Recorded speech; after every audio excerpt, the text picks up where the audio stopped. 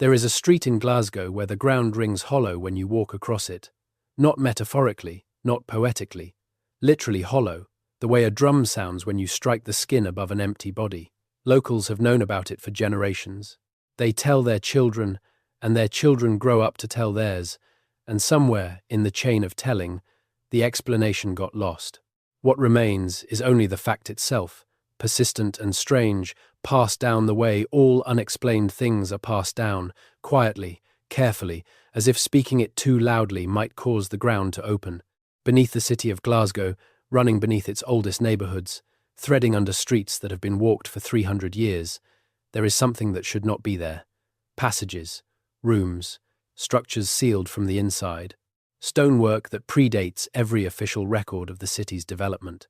Architecture that does not match anything built above it, not in style, not in technique, not in the kind of stone used to make it. The city has been expanding downward for decades, and every time a construction crew sinks a shaft or opens a foundation, they find something. Sometimes it is a passage that runs in a direction no map has ever recorded.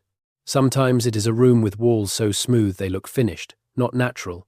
Sometimes it is a doorway, sealed from the inside, the mortar still holding after 3 centuries of pressure and silence. The official explanations are filed, noted, and then the work continues above them. But the records exist. You just have to know where to look. What you are about to hear is the story of a city built on top of something older. A city that sealed whatever was beneath it, deliberately, methodically, and then forgot why. Or perhaps did not forget. Perhaps the people who did the sealing understood exactly what they were doing, and the forgetting came later, carried in by the floods and the fires and the great silences that follow catastrophe. Glasgow is one of the oldest continuously occupied sites in Scotland. The name itself is ancient, so ancient that linguists still argue about what it means. The most commonly accepted translation is Dear Green Place, from the Brittonic words that predate the Gaelic settlement of the region by centuries. But there is another interpretation, less comfortable, less frequently cited in tourist literature. Some scholars of Brittonic etymology have suggested the name contains a root, meaning hollow ground, ground that sounds different underfoot, ground that is not what it appears to be. Whether or not that etymology is correct, the ground beneath Glasgow is genuinely hollow. That much is documented. And the question of why it is hollow, and what was put there, and who sealed it, and when, is the kind of question that has a way of leading you somewhere unexpected. If you are watching this to fall asleep, that is exactly why I make these videos. Maybe subscribe and let me know, where are you right now and what time is it? The city of Glasgow sits on the banks of the River Clyde, in the central lowlands of Scotland, in a shallow river valley carved by glacial action over the course of thousands of years. The glaciers that shaped this landscape retreated roughly 12,000 years ago, leaving behind a particular kind of terrain, soft alluvial deposits near the river, harder sandstone ridges further back, and beneath all of it, a foundation geology that is riddled with natural voids. Limestone dissolves, sandstone fractures. Over millennia, water finds every weakness and carves it wider. But the voids beneath Glasgow are not all natural. That is what the records show, if you read them carefully. That is what the engineers have been finding for 150 years, logging in reports that pile up in the Mitchell Library Archive and the Glasgow City Council Records Office, each one noting the anomaly and then moving on.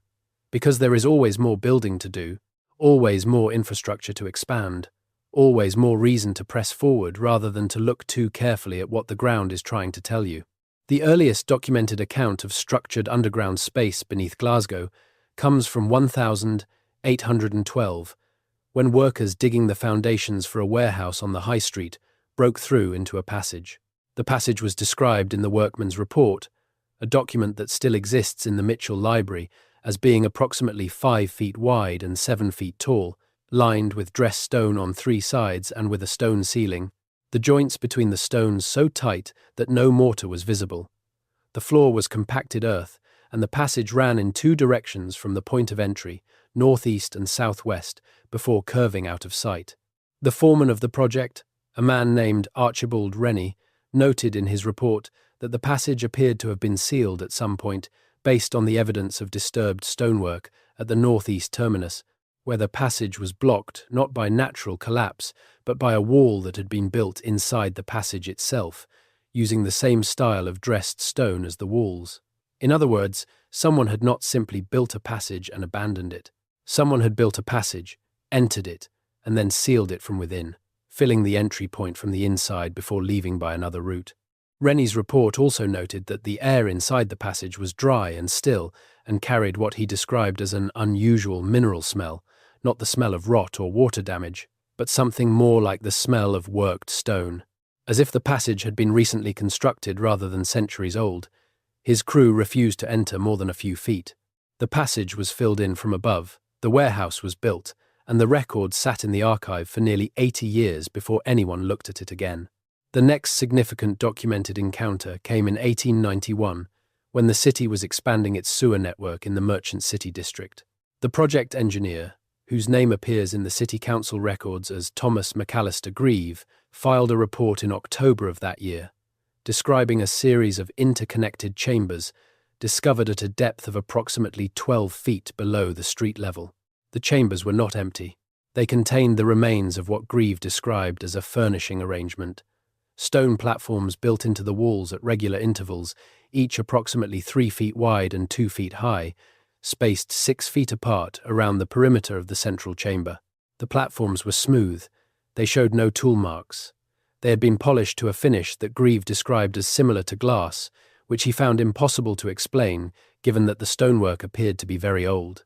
The chambers were connected by passages, and 2 of the passages were sealed in the same manner described by Rennie 80 years earlier, internal walls of dressed stone, built from the inside, with no indication of how the builders had exited. One passage was still open, but it ran for approximately 40 feet before ending in a natural rock face, suggesting either that it had never been completed, or that the portion leading to wherever it had originally gone was now inaccessible from within. Grieve's report was received by the city council, stamped as received, and then the chambers were incorporated into the sewer works. The stone platforms were broken apart to make way for the piping. The passages were filled, but Grieve's description survived, and it sits in the council archive alongside Rennie's, 2 data points in a pattern that would accumulate over the following century into something that is very difficult to explain away. By the time the 20th century opened, Glasgow was one of the fastest-growing industrial cities in the world. The population had exploded from roughly 30,000 people at the start of the 19th century to over 1 million by 1900. The city was building constantly, downward and outward, and every major construction project in the older districts of the city encountered the underground. Some of what they found was Roman. Glasgow sits near the line of the Antonine Wall, the Roman fortification built under Emperor Antoninus Pius, around 142 CE, which ran from the Firth of Forth in the east to the Firth of Clyde in the west. Roman artifacts turn up in Glasgow with reasonable regularity: pottery, coins, the occasional structural remnant. This is expected, it is documented, it is historical. But the structures that Rennie and Grieve and dozens of engineers after them were finding were not Roman. The stonework was different, the technique was different, the building logic was different. Roman construction in Britain has a recognizable signature: the use of opus incertum or opus reticulatum facing, the preference for hypercoursed heating systems in enclosed spaces, the consistent orientation of structures relative to the Roman grid. None of that applies to what the Glasgow tunnels showed. The stonework was more closely related to something much older, a building tradition that predates the Roman occupation of Britain, that predates the Roman invasion itself, that sits in a period of Scottish history so obscure and poorly documented that most people do not know it existed at all. The Iron Age of the Scottish lowlands is one of the least understood periods in the entire archaeological record of Northern Europe. Between roughly 800 BCE and 100 CE, the Brittonic peoples of what is now central Scotland were building. They built hill forts. They built crannogs, artificial islands in lochs, some of them so elaborate that modern archaeologists have difficulty understanding how they were constructed with the tools available. They built souterrains, underground stone-lined passages attached to surface settlements, which appear across Scotland and Ireland and into Brittany and France, in numbers and at levels of construction quality that suggest they were not afterthoughts or storage sheds, but integral components of a sophisticated and deliberate underground architecture. The souterrain tradition is one of the most underexplored chapters in British prehistory. Over 2,000 souterrains have been recorded in Scotland alone.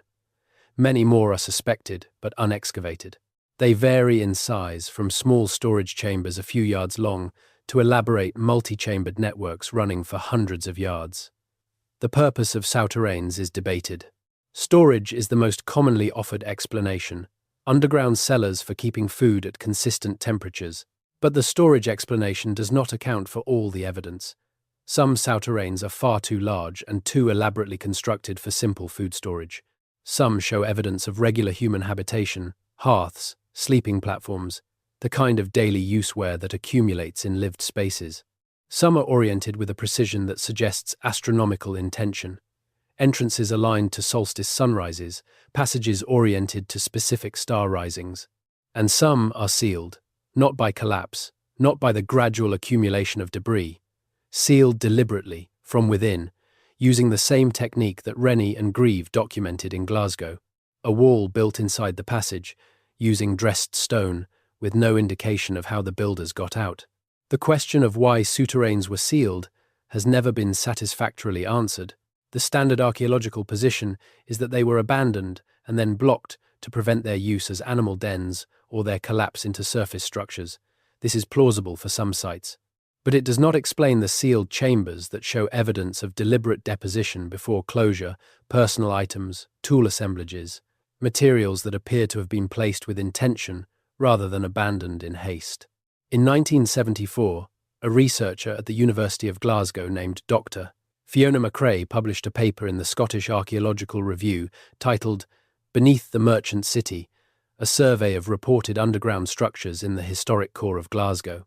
The paper compiled every account of underground encounters that McRae had been able to locate in the city's engineering and construction records going back to 1790. She found 47 separate documented instances of structured underground space discovered during Glasgow building works over the preceding century and a half. Of those 47, 17 were plausibly attributable to historical, industrial, or civic infrastructure: Victorian drainage, medieval undercrofts, post-medieval storage, vaults of the kind common beneath Scottish burghs. 10 were of uncertain origin but potentially attributable to medieval activity. 20 were not attributable to any known period of above-ground development in the areas where they were found. McRae's paper was not a sensational document. It was dry, careful, methodologically conservative. She drew no dramatic conclusions. She noted that the 20 unattributed structures shared several characteristics: a preference for depths between 10 and 20 feet below current street level, a consistent use of dressed sandstone with tight, dry-jointed or minimally mortared construction, a tendency towards sealed terminations in at least one direction, and a spatial distribution that clustered in 3 areas of the city: the High Street corridor running north-south through the Old Town, the Salt Market area near the river, and a zone just west of the modern George Square. McRae noted that the 3 clusters corresponded roughly to the locations of the 3 oldest place name references in the historical record of Glasgow's site, before the site was called Glasgow, before it was a burgh or a settlement of any documented significance. There were place names in the Brittonic tradition that referred to 3 specific locations along the Clyde. These names, preserved in oblique references in later medieval documents, translated roughly as the high, dry ground, the crossing place, and the place of the hollow beneath. McRae was careful to say that she was not proposing a direct connection between the place names and the underground structures. She was noting a correspondence, but correspondence is where investigation begins, and what McRae's paper did was provide a framework, a spatial map of where the underground Glasgow concentrated, and a historical context deep enough to suggest that what the city had been building over was not an accident of geology, but the remnant of a deliberate and extensive effort to organise space below the ground. The paper was not widely cited outside Scottish archaeological circles. McRae went on to other projects, but the structures she documented kept being found, because Glasgow kept building, and the ground kept yielding its secrets to anyone willing to pay attention when the drilling stopped and the crews went quiet. In 1987, during the construction of the underground car park beneath the street, Enoch Centre, Workers at a depth of approximately 15 feet encountered a passage running northeast to southwest beneath the site. The discovery was logged in the construction company's site records, a copy of which was later deposited with the Glasgow City Archives. The passage was described as approximately 4 feet wide, with dressed sandstone walls and a flat stone ceiling, running for an unknown distance in both directions. Time and budget constraints meant it was not explored. The passage was assessed as structurally sound and incorporated into the car park drainage plan, which required it to be cut through at 2 points and sealed at both ends with concrete.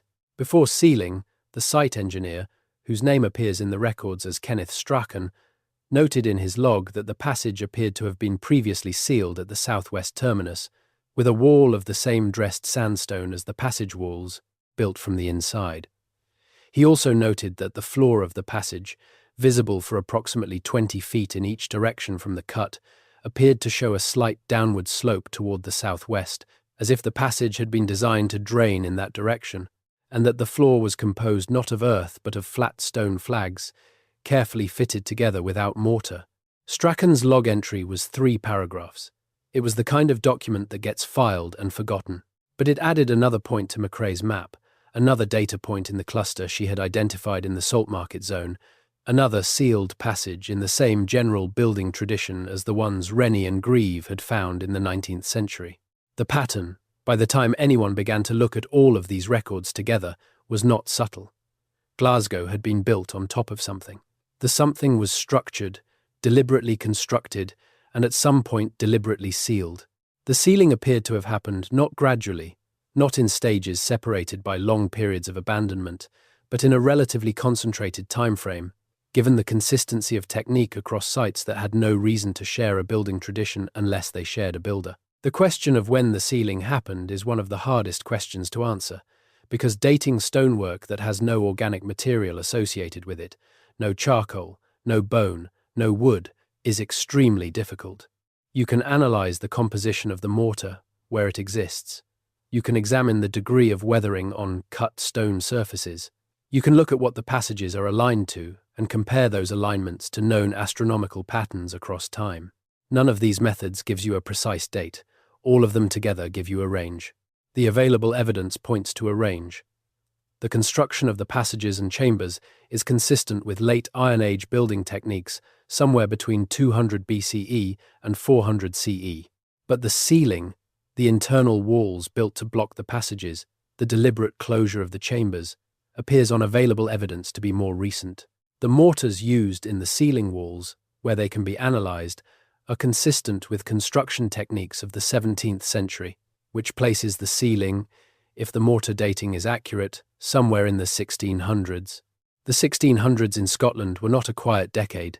They were not a quiet century. The 17th century in Scotland was a period of such sustained catastrophe, such concentrated violence and religious upheaval and epidemic death and forced displacement, that it is difficult for modern readers to fully comprehend the scale of disruption. The country lost a substantial portion of its population to the bubonic plague during the century's first decades. It was racked by the wars of the Three Kingdoms, the conflict between the English Parliament and the Crown that pulled Scotland into a war it had not started and could not fully control. It endured Cromwellian occupation after 1650. It suffered famine in the 1690s, a period of climatic disruption so severe that Scottish population dropped by up to 15% in some regions. In the context of that century, the deliberate sealing of underground structures takes on a different character. It is not the behavior of a civilization at peace, tidying up its older infrastructure. It is the behavior of people under pressure, people who needed to conceal something, or protect something, or close something off from whatever was coming above. The question is what? And that question takes you somewhere that most historians are reluctant to go, not because the evidence is absent, but because the evidence leads into a tradition of knowledge about Glasgow's ground that has been preserved not in official records, but in the kind of oral transmission that official records rarely acknowledge. There are families in Glasgow's East End, some of them going back 8 or 9 generations in the same neighbourhoods, who know about the underground. They do not call it by any formal name. They call it the below, or the old way, or sometimes simply the tunnels, though what they describe is more complex than a tunnel network. The accounts they carry, passed down from grandmother to grandchild, the way practical knowledge survives when it has no other vehicle. Describe a system of underground space that was used not for storage, but for movement and for shelter, and that was closed at a specific moment in time, within living memory of the people who closed it, for reasons that the closing generation understood clearly, even if they chose not to write those reasons down. One account, collected in 1962 by a social historian at Strathclyde University named Margaret Callum, who was documenting the oral traditions of East End communities facing displacement by slum clearance, described the ceiling in terms that are remarkably specific. The informant, a woman identified in Callum's notes only as Agnes, approximately 70 years old at the time of interview, told Callum that her grandmother's grandmother, which would place the relevant generation in the early 1700s at the earliest and mid-1700s at the latest, had told her that the tunnels were closed when the sickness came the last time, and that the closing was done so that no one could use them to bring the sickness from one part of the city to another by going underground to avoid the street cordons. The sickness Agnes referred to was almost certainly smallpox, which devastated Scottish cities in the early 18th century. Glasgow suffered severe outbreaks in 1703, 1718, and 1733. During these outbreaks, city authorities attempted to enforce cordons, barriers between infected and uninfected districts, to prevent the spread of disease. If there was an underground passage network connecting different parts of the old town, and if people were using those passages to cross the cordons, then sealing the passages would have been exactly what a city authority desperate to contain an epidemic would have done. But this explanation, as logical as it is, only accounts for the sealing. It does not account for the construction. It does not explain why there was a passage network in the first place, who built it, when they built it, or what it was originally used for. The sealing is the most recent layer of a much older story. To understand that older story, you have to go back further than Glasgow as a city. You have to go back to the site before the city existed, to a period in which the place where Glasgow now stands was something quite different from a Scottish burgh. You have to go back to the early Christian period, to the 6th century, to a time when the area around the Clyde was not a commercial centre but a sacred one. The traditional founding narrative of Glasgow centres on Saint Kentigern, also known as Mungo, a 6th century Christian missionary of royal Brittonic descent, who is said to have established a monastery and a bishop's see at a location he called Glasgow. Kentigern's life is documented in two medieval hagiographies, one written in the late 11th century by a monk named Jocelyn of Furness, and an earlier and fragmentary account attributed to a priest named Herbertson. These texts are hagiographic, which means they are religious biography written with the intent of demonstrating sanctity rather than recording history, and they must be read with that in mind. But they also preserve real topographical and social information about the site in the 6th century, because the hagiographers were writing for audiences who knew the place and would have caught obvious errors. What the hagiographies describe is a site that was already significant before Kentigern arrived. Jocelyn notes that the location Kentigern chose for his monastery was a place that had been used for sacred purposes by the people before the Christian mission, and that the conversion of the site required not just the construction of a church, but the deliberate supersession of older practices. Jocelyn describes Kentigern's first act upon arriving at Glasgow as the consecration of the ground, which in 6th century Christian practice meant formally claiming a site that had previously been dedicated to non-Christian worship. This is not unusual. The early Christian mission in Britain and Ireland consistently chose pre-existing sacred sites for its establishments, partly for strategic reasons, because sacred sites were already gathering places with existing infrastructure and populations, and partly for theological ones, because the conversion of a sacred site was understood as a powerful symbolic act of religious transformation. What is notable about the Glasgow account is that Jocelyn specifically mentions underground space in his description of the site, referring to chambers beneath the hill on which Kentigern built his church as places used by the old ones for their rites. Jocelyn does not describe the chambers in detail, and he does not say that Kentigern had them sealed or destroyed. He says that Kentigern consecrated them, which in the theological language of the period meant incorporating them into the Christian sacred landscape rather than eliminating them. This is significant, If the underground chambers at the site of what would become Glasgow were known in the 6th century, incorporated into the Christian sacred landscape, and subsequently built over as the city developed, then they were not forgotten so much as subsumed, absorbed into the fabric of a city that grew over them without ever fully accounting for them. The hill Jocelyn refers to is almost certainly the ridge that now carries Glasgow Cathedral and the necropolis behind it, the highest ground in the old city, the location from which the medieval city descended toward the river. The Cathedral of St. Mungo sits at the northeastern end of the High Street, which runs south from the cathedral precinct toward the Salt Market and the Clyde. And the High Street corridor is the first of the three clusters McRae identified in her 1974 paper, the zone with the highest concentration of documented underground encounter reports. The cathedral itself has a crypt, which is one of the finest surviving examples of Romanesque ecclesiastical architecture in Scotland. The crypt was built in the 12th and 13th centuries as part of the medieval cathedral construction, and it is open to visitors.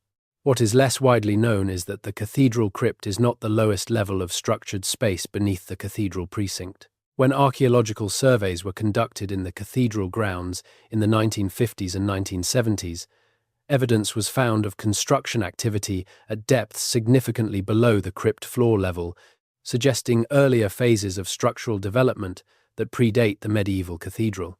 These earlier phases have not been fully excavated.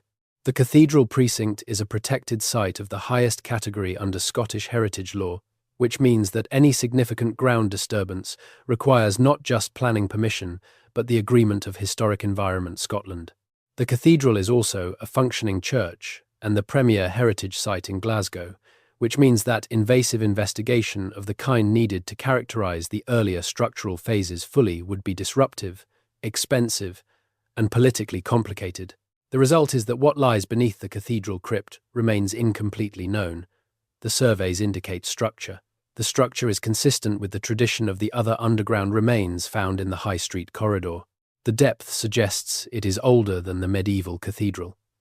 Whether it predates the Christian site entirely, whether it is part of the same network that threads beneath the merchant city and the salt market, whether there is a spatial logic connecting the cathedral precinct to the underground remains found 200 yards south along the High Street, are questions that remain officially open.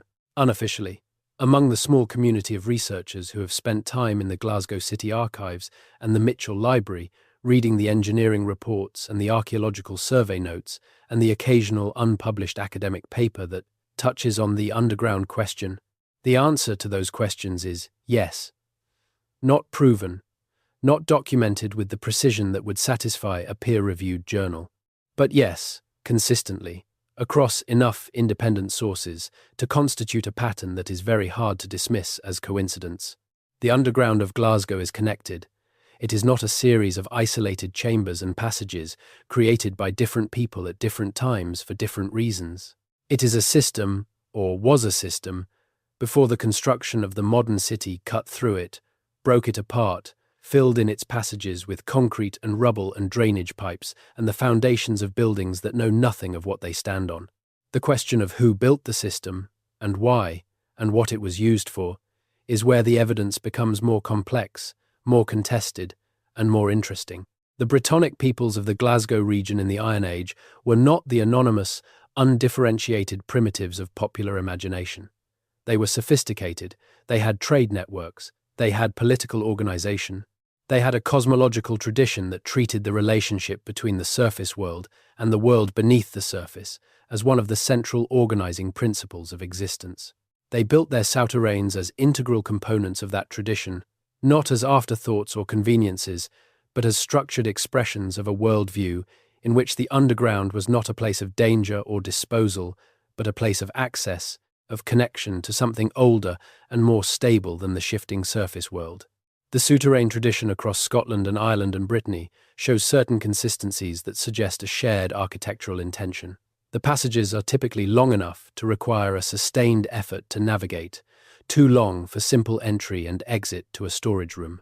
They are typically oriented in ways that seem deliberate, aligned to topographical features, to water sources, to other structures, in ways that suggest they were meant to be read in relation to a landscape rather than used in isolation.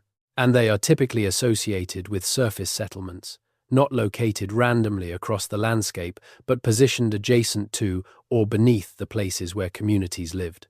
In Glasgow's case, the surface settlement that would have corresponded to the underground system is not well documented, because the surface was built over so thoroughly that the material record of pre-Roman and Roman period occupation in the city centre is fragmentary.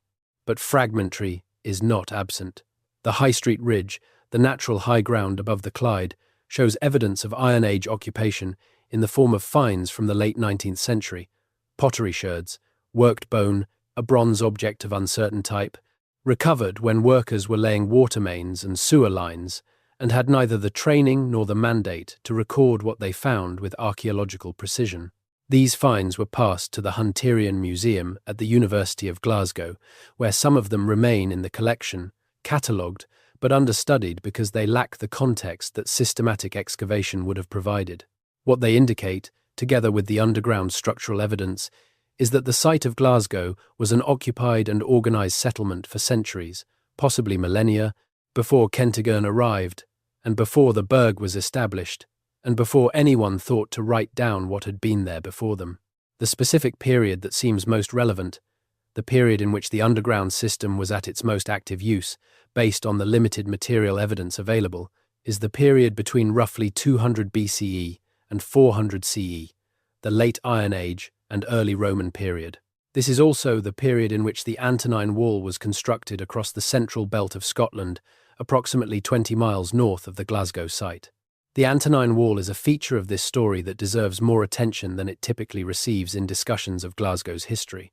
The wall was built around 142 CE and was in active Roman military use for roughly 20 years before being abandoned around 162 CE, at which point the Roman frontier retreated south to Hadrian's Wall. During those 20 years, the Roman military presence fundamentally reorganized the human geography of the Central Belt. Communities south of the wall, in the zone between the two fortifications, found themselves in a liminal space, not under Roman administration but subject to Roman military pressure, dependent on Roman trade, but not protected by Roman law. Communities in this zone adapted in various ways. Some made alliances with the Roman military, some traded, some resisted, and some, based on the available evidence from settlement archaeology in the Central Belt, went underground, not metaphorically. Action. Literally.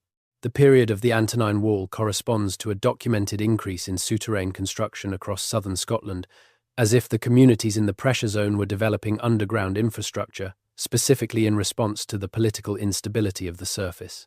If Glasgow's underground dates to this period, or if it was expanded and elaborated during this period, it makes strategic sense. An underground network connecting the key points of a settlement, the high ground, the river crossing, the western approach, would have been exactly the kind of infrastructure that a community under pressure would have invested in. Shelter, movement, storage, the ability to be somewhere other than where an enemy expected you to be. The Roman period passed.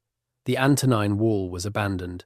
The pressure changed character, but did not disappear, because the post-Roman period in the Scottish lowlands was a period of sustained political fragmentation, in which the Brittonic kingdoms that had formed in the Roman shadow competed with each other, and with the Gaelic kingdoms expanding from Ireland to the west and the Pictish kingdoms pressing from the north.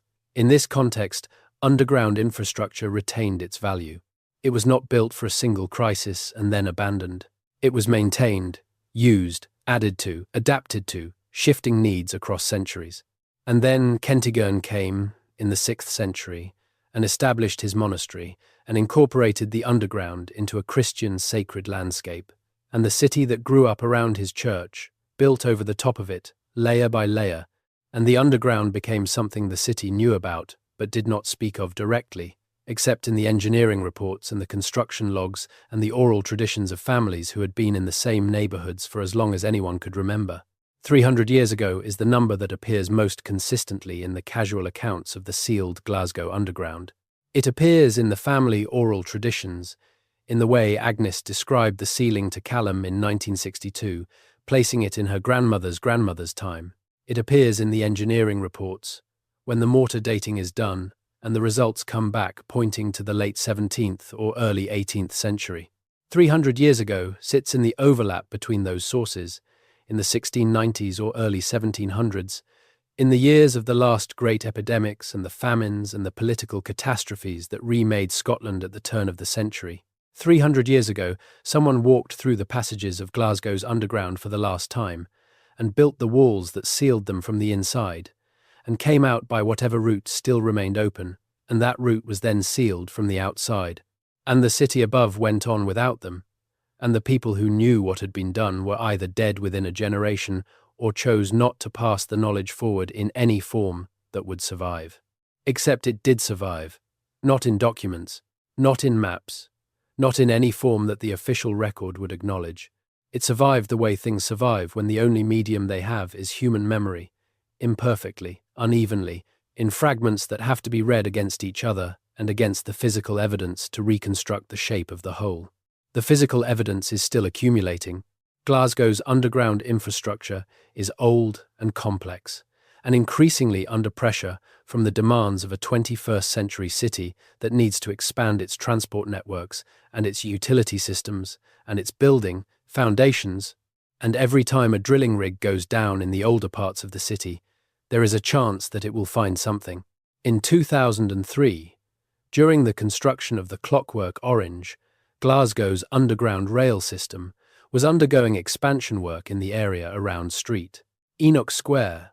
Workers encountered a void at approximately 22 feet below street level. The void was documented in the contractor's site record as a natural cavity, which is the default classification when a void is found and there is insufficient time or budget to characterize it further.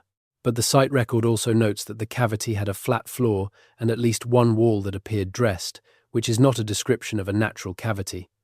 A natural cavity does not have a flat floor and a dressed wall. A natural cavity has irregular surfaces shaped by geological process. The Clockwork Orange construction record is held by Strathclyde Partnership for Transport, and accessing it requires a formal information request under the Scottish Freedom of Information Act. The relevant pages are not secret, but they are not prominent, and they sit in a filing system that requires you to know they exist before you can find them.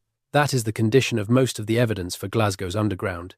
It is not hidden, it is merely inconvenient, filed in the spaces where administrative routine puts things that do not fit the expected narrative of a city's development. There are researchers who have spent years assembling this evidence, pulling together the engineering reports and the construction records and the oral history accounts and the archaeological survey notes, trying to build a picture of what is beneath Glasgow that is more complete than the official picture, which is that there is nothing there except a few Victorian drainage works and the odd medieval undercroft.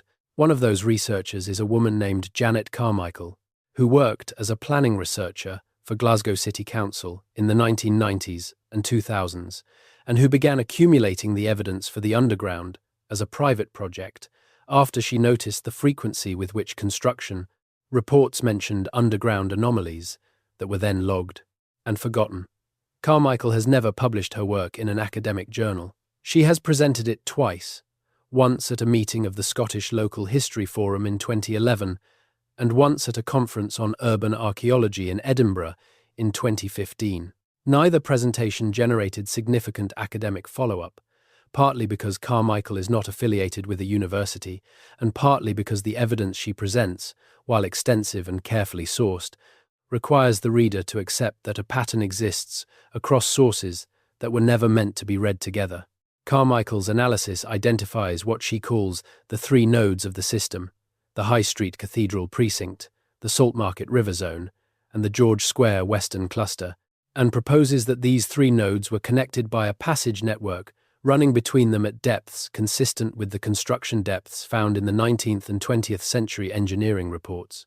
She notes that the three nodes correspond to the three pre-Glasgow place names Macrae identified in her 1974 paper, the High Dry Ground, the Crossing Place, and the Place of the Hollow Beneath, and argues that the place names are not coincidental but a topographical memory, the names preserving information about what the landscape contained. Carmichael's most striking argument is about the spatial geometry of the three nodes and the passages that connected them. If you take the documented underground finds from the High Street Corridor and the Saltmarket Zone and the George Square area and plot them on a map, and then look at the orientations of the passages where the construction records describe them, you find that they are not random. They cluster around two main axes, one running roughly northeast to southwest, the other running roughly northwest to southeast. These two axes intersect approximately beneath the site of the old town cross, the pre-modern civic centre of Glasgow, the point from which the city was traditionally measured. The intersection beneath the town cross, in the centre of the old city, at a depth consistent with the other underground structures. This is where Carmichael's analysis points, and this is where no systematic investigation has ever been conducted, because the town cross area is covered by buildings and streets and utility infrastructure, and the cost and disruption of excavating beneath it would be enormous, and the official position is that there is nothing there that warrants the expense. Whether that official position is based on evidence or on assumption is a question that the available records do not fully answer. What the records do show is that the assumption has never been tested with the rigor that an anomaly of this scale and persistence would normally demand. The anomaly is real. 47 documented underground encounters over a century and a half, clustering in 3 specific zones, using consistent building techniques across time and geography, consistently sealed from the inside. That is not a minor curiosity. That is a pattern, and patterns have explanations, and the explanation for this one has not yet been found in any form that the official record is prepared to accept. In 2019, a construction project in the Merchant City district encountered another passage, this one at a depth of approximately 17 feet, running beneath a site that had been built over and rebuilt multiple times since the 18th century. The passage was discovered on a Thursday morning. By Friday afternoon, it had been documented in the contractor's site log, photographed by the project archaeologist, and sealed with concrete as the project schedule required. The such archaeologist's report, deposited with Glasgow City Council and Historic Environment Scotland, described the passage as consistent with pre-modern construction, noted the tight, dry-jointed stonework, noted the flat stone floor, noted the direction of travel toward the northeast, and noted that the southwest terminus of the visible section showed a sealed wall of the same stonework, built from within. The report recommended further investigation. That recommendation was noted. The concrete pour went ahead. The investigation has not occurred. The passage is still there. Beneath the concrete, beneath the building that rose above it, beneath the street that runs above that, beneath the footsteps of thousands of people who walk over it every day and feel nothing unusual underfoot because the concrete has filled the void and silenced the hollow ring that tells you, if you know to listen, that something is down there. Something is down there. That much is certain. What it is, exactly, and what it was used for, and why it was sealed, and by whom, and what they knew that we do not.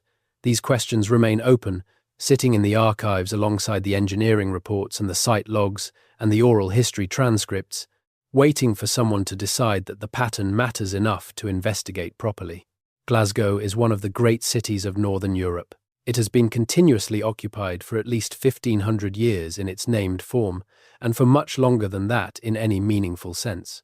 The city that exists on the surface is layered and complex and rich in visible history, but the city that exists beneath the surface is older and stranger and has been sealed against investigation by 3 centuries of concrete and assumption. The hollow ground is still there. The passages are still there, the ones that have not been cut through and filled. The sealed walls are still there, the internal walls built by someone who knew what they were doing and why they were doing it and chose not to leave a record that would survive them.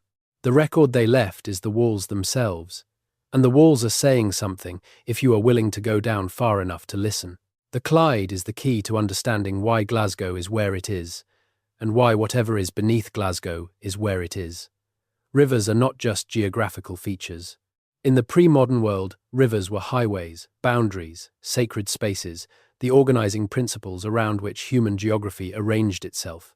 The Clyde is a tidal river in its lower reaches, meaning that for much of its length from the Firth inland, the level of the water rose and fell with the sea, which made it accessible to sea-going vessels for a significant portion of its length. The point where the Clyde became consistently fordable, where you could cross it reliably without a boat, was the point around which the settlement pattern of the Glasgow region organized itself for thousands of years. That point is roughly where the salt market meets the river in the current city, which is also the second of Carmichael's 3 nodes, the crossing place. The Salt Market cluster of underground structures is concentrated at the location that was, before any bridge was built, the strategic center of movement in the region. Who controlled the crossing, place controlled movement. Who controlled the underground adjacent to the crossing place had options that others did not, the ability to move people and things without being visible to whoever was watching the crossing above. In a period of political instability, that kind of option is not a luxury, it is a survival mechanism. The same logic applies to the relationship between the underground and the high ground at the Cathedral Precinct and the western approach at George Square. Each node corresponds to a strategic location. Each is connected to the others by passages running between them. The system, if Carmichael's analysis is correct, is not random. It is a deliberate infrastructure of movement and shelter, built by people who understood the strategic geography of their site and invested significant resources in organizing the subsurface to serve their needs. The question of what specific needs it served, in its different phases across the centuries, is one that requires more investigation than has been done. But the general outline is not hard to imagine, because the same kind of infrastructure has been documented in other contexts, in other parts of Britain and Ireland, in other places where communities under sustained pressure developed underground systems as a practical response to the instability of the surface. The crofting communities of the Scottish Highlands maintained souterrain-style underground spaces into the early modern period, long after their original Iron Age construction, because the underground spaces remained useful for the same reasons they had always been useful: temperature stability, concealment, the ability to shelter from surface violence. In Ireland, the souterrain tradition persisted in a functional sense into the medieval period, with some souterrains under ringforts continuing to be used and maintained centuries after the structures they originally served were built. In Glasgow, the question is how long the underground remained. The sealing evidence points to the late 17th or early 18th century. Between those two dates, there are 1,200 years or more in which the underground may have been in continuous or intermittent use, maintained and adapted as the community above it changed. As Christianity arrived and the monastery was built and the burg was established and the city grew, 1,200 years of use, and then a generation that chose to seal it, and then 300 years of forgetting. What happened in those 1,200 years is not documented in the underground directly, because the underground has never been excavated with the care and completeness that would be needed to recover that history. But there are hints in the surface record, if you know where to look, and they are consistent with a story of continuous knowledge and deliberate transmission, of each generation passing to the next, not just the fact of the underground's existence, but the practical knowledge of how to use it, how to maintain it, and eventually, how to seal it. The hints are in the place names, the hints are in the engineering reports, the hints are in the oral traditions that Callum collected and that other researchers have found in scattered form in the archives of community history projects and local newspapers and the private correspondence of people who knew things their neighbours did not know. And the hints are in the ground itself, which still rings hollow in places, which still betrays by the quality of its sound that there is something beneath it that has not been accounted for, that has been present since before the city was a city, that was sealed away 300 years ago for reasons that made sense to the people doing the sealing, and that waits still, patient as stone, for someone to ask the question seriously enough to look for the answer. The question is not merely historical. It is not merely about Glasgow or about one city's relationship to its underground. It is about what we choose to investigate and what we choose to leave sealed, about the difference between official history and the history that survives in the patterns of engineering reports and the memories of families who have been in the same neighbourhoods for 8 generations. It is about what gets preserved and what gets lost, and about the particular kind of loss that happens when knowledge is not destroyed but merely set aside, filed in an archive, noted as an anomaly, and moved past by a civilization that has too much to build to stop and ask what it is building on. Glasgow's underground is not unique. It is unusual in the density and consistency of the documented evidence. But the general phenomenon, cities built over older, organized underground space, is not unusual at all. Edinburgh has its own. London has its own. There are dozens of cities across Britain and Ireland that sit over organized underground remains that predate their official histories by centuries or millennia. The difference in Glasgow's case is that the underground appears to have been in use much more recently, to have been deliberately sealed at a specific moment in time, and to have left a documentary record, scattered and incomplete and largely unassembled, that is recoverable if someone is willing to do the work of assembly. That work is not finished. The archive is not exhausted. The ground is not silent. The passages are still there. The sealed walls are still there. And beneath them, beneath the streets and the buildings and the utility lines, beneath 3 centuries of concrete and assumption, there is something that has not yet been fully asked, let alone answered. What was it for? Who built it? Why was it sealed? And what did the people who sealed it know about what was beneath Glasgow, about what Glasgow was built on, that they chose not to pass forward in any form that the city above them would recognize? The ground rings hollow, that much is certain. The rest is still waiting, patient and sealed, 300 years into a silence that was not accidental. To understand why the sealing of Glasgow's underground matters, you need to understand what kind of city Glasgow was in the period just before it happened. Not the Glasgow of the Industrial Revolution, which most people know, or the Glasgow of the Victorian era, or even the Glasgow of the 18th century Enlightenment, which produced Adam Smith and James Watt and transformed the intellectual landscape of Western Europe. You need to understand the Glasgow of the late 17th century, the Glasgow that existed in the immediate decades before the great expansion that would make the city one of the engines of the modern world. In 1680, Glasgow was a small city. By the standards of the time, it was not negligible, with a population of perhaps 12 to 15,000 people concentrated in a tight geography around the cathedral precinct and the High Street corridor running south to the river. It was a market town and a university town, the University of Glasgow having been established in 1451 by papal charter. It had a functioning merchant class, a productive textile trade, and an active port, though the Clyde at this period was still too shallow for large ocean-going vessels, which had to dock at Port Glasgow, downstream, and transfer their cargoes to smaller vessels for the final leg upriver. It was also a city under enormous pressure. The religious conflicts of the 17th century had not spared Glasgow. The city had changed hands in the civil wars of the 1640s. It had been occupied by Cromwellian troops in the 1650s. It had been the site of religious confrontations in the 1660s and 1670s as the restored monarchy attempted to reimpose episcopacy on a Presbyterian population that had no interest in accepting it. The Covenanters, the movement of committed Presbyterians who had signed the National Covenant of 1638 and who refused to accept royal authority over the Church, drew significant support from Glasgow and its surrounding region, and the suppression of the Covenanters, the period known in Scottish history as the Killing Time, brought violence to the city's streets and countryside alike. In this context, underground space had uses that are not hard to imagine. The Covenanters held illegal field assemblies, conventicles, in open countryside because they could not worship safely in churches. Their preachers were hunted. Their supporters were fined and imprisoned.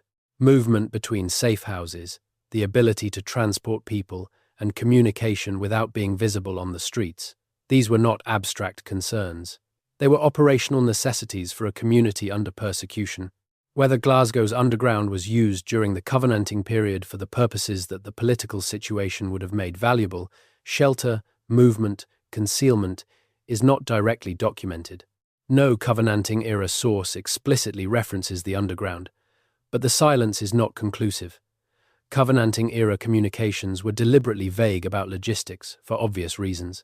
Sources that openly described how wanted preachers moved around and where they hid would have been extremely dangerous to possess.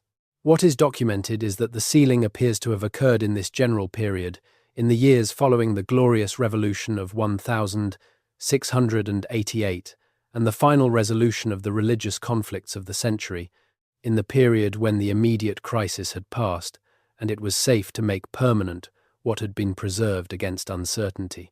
If the underground had been maintained through the century as a practical resource for a community under pressure, then the sealing, in the early decades of the following century, could represent not an act of concealment so much as an act of closure, the closing of a resource that was no longer needed in quite the same way, made permanent precisely because the generation that had used it was passing, and there was no certainty that the next generation would be able to maintain it or manage it safely.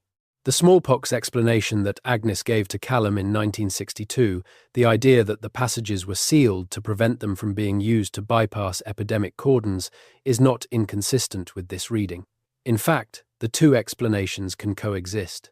A network that had been maintained for centuries as a resource for movement and shelter and concealment, that had been used through the Covenanting period for exactly the purposes such a network is suited to, could plausibly have been sealed in the early 18th century for a combination of reasons: the immediate epidemic control logic that Agnes preserved, and the longer-term logic that the community which had maintained the network and understood it was fragmented and aging, and there was no longer a mechanism for transmitting the knowledge of its use safely and reliably to a new generation. Sealing is a form of preservation. It is not destruction. The walls built inside the passages, using dressed stone in the same tradition as the passage walls, were not built to damage the passages. They were built to protect them, to leave them intact beneath the seal for a future that might have need of them. The people who built those walls were not closing a chapter. They were creating a pause. 300 years later, the pause has not ended. The passages are still sealed. The walls are still holding. Whatever was known about the network by the people who sealed it has not been recovered in any complete form. The recovery, when it comes, will not come through the official archaeology of Glasgow, because official archaeology operates on budgets and mandates that are not suited to this kind of investigation, which is diffuse, expensive, and requires assembling evidence across sources that were never meant to be read together. The recovery, when it comes, will come from a combination of sources, from the accumulation of engineering reports and construction records that are filed every time a drill goes down in the old city, from the continued assembly of oral history accounts that preserve fragments of knowledge in forms that formal scholarship has not always known how to value, and from the application of non-invasive investigation methods that have become available in the last 30 years and that can characterize underground space without destroying it. Ground-penetrating radar has been used in archaeological contexts across Britain and Europe with increasing sophistication since the 1990s. It works by sending radar pulses into the ground and measuring the reflections from subsurface features, including voids, changes in material composition, and structural boundaries. It is not perfect. Its resolution decreases with depth, and it struggles with saturated soils, but in the right conditions it can detect voids at depths consistent with the passage network documented in the Glasgow engineering records. A limited ground-penetrating radar survey was conducted in the Merchant City area of Glasgow in 2009 as part of a broader archaeological desk-based assessment for a development proposal. The survey was not designed to investigate the underground question specifically. It was a standard pre-development assessment intended to characterize the subsurface conditions relevant to the proposed building's foundations. But the results, which were deposited with Historic Environment Scotland as required, showed subsurface anomalies at depths of approximately 15 to 20 feet in two locations within the survey area, anomalies described in the report as possibly indicating voids or zones of significantly different material composition. The development proceeded. The anomalies were noted. No further investigation was conducted. The report sits in the Historic Environment Scotland archive alongside hundreds of other pre-development assessment reports, most of which are never read again after the development is complete.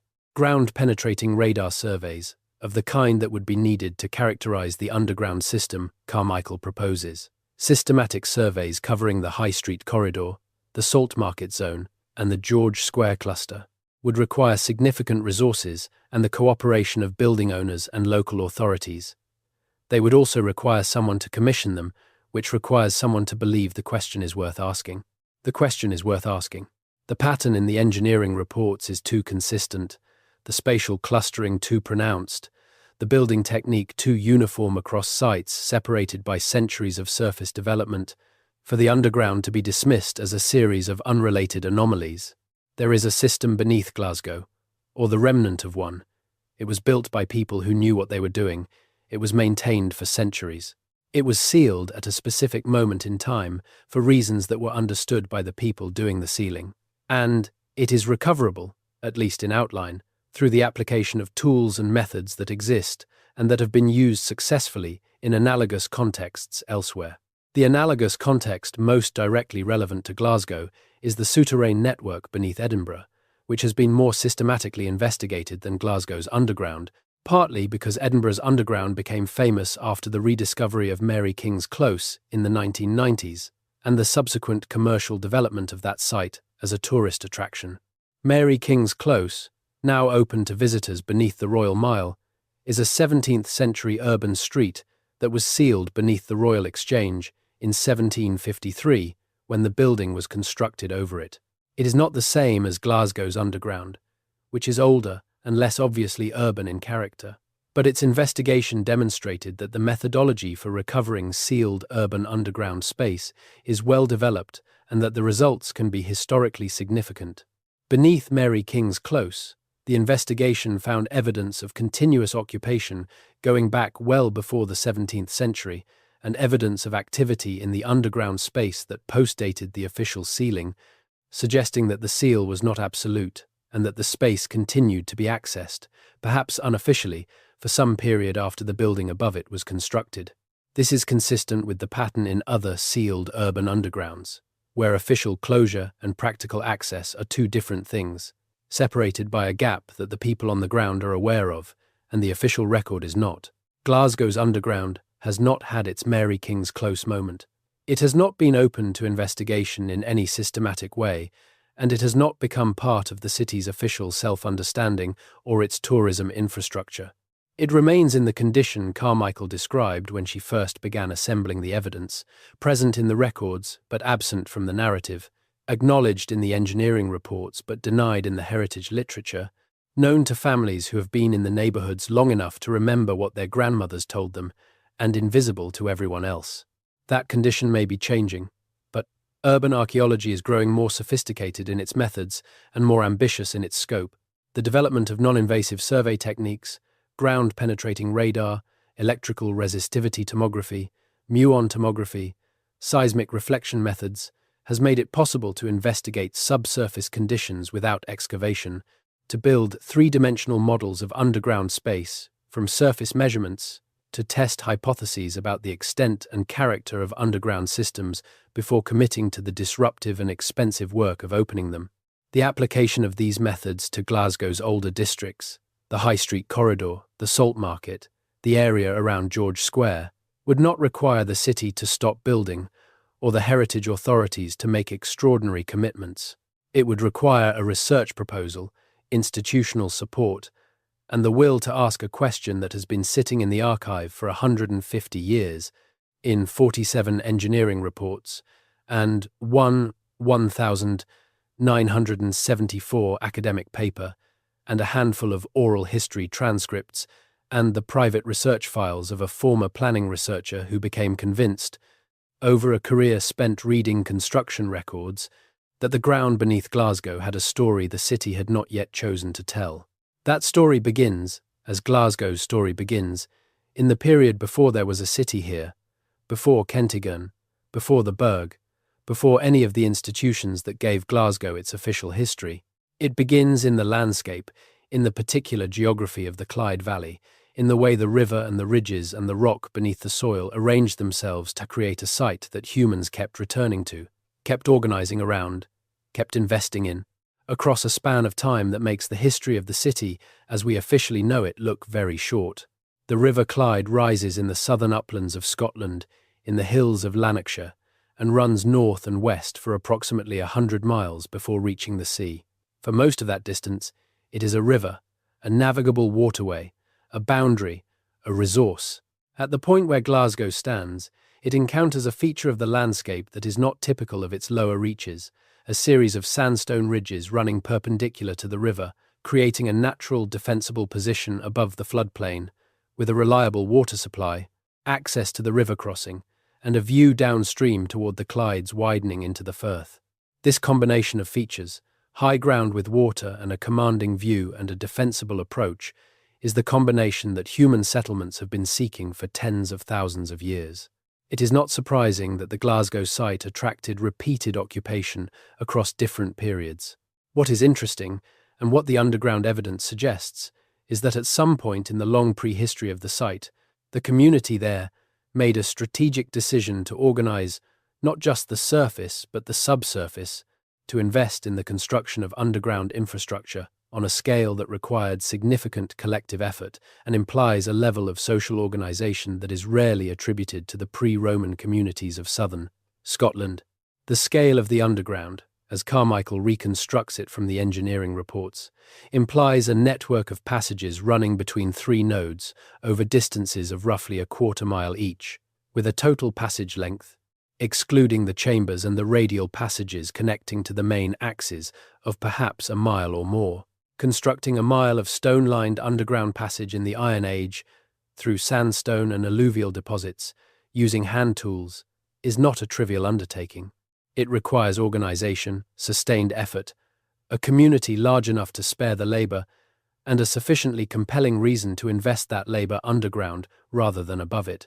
The reason, the context that made the investment worthwhile, is what the surface record of the period is largely silent about, because the surface record of pre-Roman central Scotland is sparse and the narratives it can support are incomplete. But there are traditions, preserved in medieval texts and in the oral histories of the Brittonic peoples who held this region before the Gaelic expansion, that describe the Glasgow area not as a blank landscape inhabited by undifferentiated generic Iron Age people, but as a site of specific significance, a place known to the peoples of the region as a meeting point, a place where different communities came together, a place defined by the relationship between what was above it and what was below. The concept of the place beneath the place is not unique to Glasgow, or to Scotland, or to the Brittonic tradition.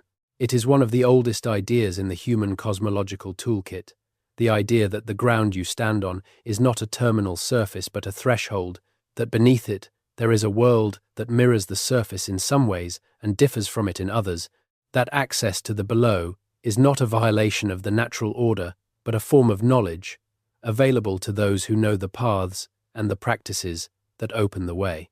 In the Brittonic cosmological tradition, as reconstructed from the fragments that survived the transition to Christianity and the subsequent erasure of pre-Christian religious knowledge, the underground was understood as the domain of the ancestors, the place where the dead lived in a form that was not entirely separate from the living and where certain kinds of knowledge could be sought through the appropriate forms of contact.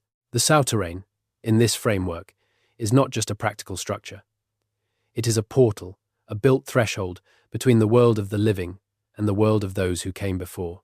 This reading of the souterrain tradition is not universally accepted in academic archaeology, where the preference is for functional explanations, storage, shelter, defense, that do not require engagement with cosmological frameworks that are difficult to evidence.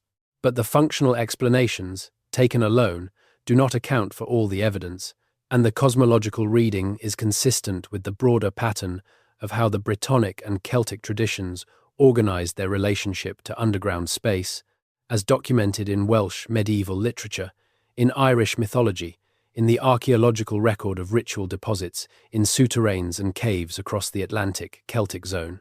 If the underground beneath Glasgow served both practical and cosmological purposes, if it was at once a system for movement and shelter and a structured engagement with the sacred dimension of the underground, then the sealing of that system takes on additional significance. It is not just the closing of a practical resource, it is the closing of a threshold. The people who sealed the passages in the early 18th century may not have thought of what they were doing in those terms. By that point, 3 generations of Christianity, multiple overlapping crises, and the general disruption of cultural knowledge that comes with sustained social catastrophe had almost certainly eroded any direct engagement with the cosmological framework that had originally organized the underground's construction and use. What they were doing, in practical terms, was closing a resource that was becoming too dangerous to maintain, too vulnerable to discovery, too likely to be misused in a period when epidemic control was paramount, and any suggestion of secret underground networks would have attracted exactly the wrong kind of attention from city authorities. But buildings have a way of remembering what was done in them, and places have a way of preserving the impression of what they were used for, in the form of oral traditions and place names, and the particular quality of attention that people bring to spaces they have been told to treat with a certain respect. The families in Glasgow's East End who told their children about the tunnels, who passed the knowledge forward in the only form available to them after the official knowledge was sealed away, were not transmitting historical information in any formal sense. They were transmitting an orientation, a way of understanding the ground beneath their feet, a sense that it was not neutral, that it had been used, and that the using had left a trace. That trace is recoverable. The engineering reports are the beginning of the recovery. The oral history accounts are another layer. The physical evidence, still in the ground, still sealed beneath 3 centuries of concrete and stone, is the most substantial layer of all, and it is the layer that has been least fully engaged with by any form of systematic investigation. The investigation that is needed is not beyond the resources available to a modern city with a serious interest in its own history. Glasgow is not a poor city in terms of institutional resources. It has the University of Glasgow, one of the oldest universities in the English-speaking world, with departments capable of conducting the archaeological and geophysical research needed. It has the Mitchell Library and the Glasgow City Archives, which hold the documentary record that grounds the investigation. It has Historic Environment Scotland, which has both the mandate to protect heritage sites and the technical capacity to support investigation. What it has not had, until very recently, is a sufficient critical mass of people within those institutions who are aware that the question exists, who have assembled the evidence across the disparate sources where it lives, and who have decided that the question is important enough to pursue through the institutional channels that would make proper investigation possible. That may be changing. The field of dark heritage, a relatively recent subdiscipline that specifically addresses heritage sites that have been concealed, suppressed, or marginalized by official historical narratives, has been developing methodological frameworks that are applicable to exactly the kind of situation that Glasgow's underground presents. Dark heritage researchers have worked on sites of institutional suppression across Britain and Europe, documenting the mechanisms by which certain histories get excluded from official heritage frameworks, and developing strategies for recovery that take seriously both the physical evidence and the oral and community-based evidence that official archaeology has historically devalued. The Glasgow Underground is, in this framework, a dark heritage site of unusual richness. It has physical evidence in the form of structures documented in engineering reports spanning 150 years. It has oral evidence in the form of community traditions preserved in family memory and in the work of social historians like Margaret Callum. It has documentary evidence in the form of the engineering reports themselves, the pre-development assessment reports, the construction company site logs, the university survey notes, and it has the analytical synthesis of researchers like Macrae and Carmichael, who have done the work of reading these disparate sources against each other and identifying the pattern that connects them. What it lacks is the institutional commitment to the next step, the systematic, non-invasive survey that would allow the underground to be characterized without destroying it, and the formal heritage designation that would protect it from the routine destruction that continues to erode it. Every time a drill goes down in the old city, without the investigation that the engineering reports consistently recommend, and that consistently does not occur. The question of why the investigation consistently does not occur is itself interesting. It is not simply a matter of cost, though cost is a factor.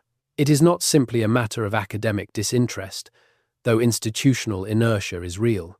There is something in the specific character of this question, something in the idea of a city built deliberately over something it sealed 300 years ago that generates a particular kind of resistance, a reluctance to pursue the question too aggressively that is different in quality from the ordinary administrative friction that delays most heritage investigations. That resistance may be worth examining directly. Not because there is any conspiracy of suppression in operation, the evidence does not support that interpretation, and the records that document the underground are publicly accessible, but because the particular form of the resistance, the systematic recommendation and consistent non-follow-up, the pattern of noting the anomaly and moving on, is itself a kind of pattern, one that repeats in different contexts across the history of the investigation, and that seems to reflect something about the discomfort of the specific question rather than just the practical difficulties of answering it. The discomfort of the specific question is the discomfort of any question that requires you to revise the official story of a place you thought you understood. Glasgow knows its history. It knows when it was founded and who founded it. It knows the shape of its past, And the question of what is beneath Glasgow, if pursued seriously, does not just add new information to that known shape. It potentially rewrites the shape itself. It suggests that the city was built over something that was organized and deliberate and extensive, that whoever organized it made significant investment in underground infrastructure across a period of centuries, and that the relationship between the city that exists now and the place that existed before it is more complex and more contested than the official story admits. Official histories are built for use by the communities they serve. They provide an identity, a narrative of origin and development, a story that the community can hold in common and pass forward. When the physical evidence challenges that story, the challenge has to be managed, accommodated, either incorporated into the narrative in a form that does not destabilize the narrative's core, or set aside as marginal, anomalous, not quite relevant. The Glasgow Underground has been managed by the second method, set aside as a series of isolated anomalies that don't quite add up to anything, each one filed and forgotten, none of them allowed to accumulate into the pattern that, read together, they clearly form. Reading them together is what Carmichael did. Reading them together is what this story is doing. And reading them together produces a conclusion that is not speculative or dramatic. It is simply this.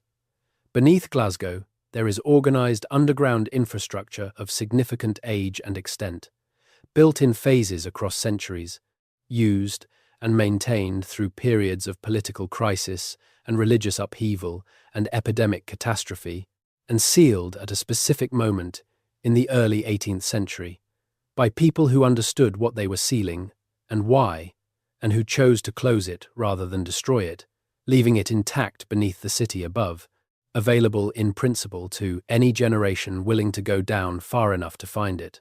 Whether this generation is that generation is a question for the institutions of Glasgow's heritage sector and for the researchers who work within them, and for the people of Glasgow who have a stake in knowing what their city is built on.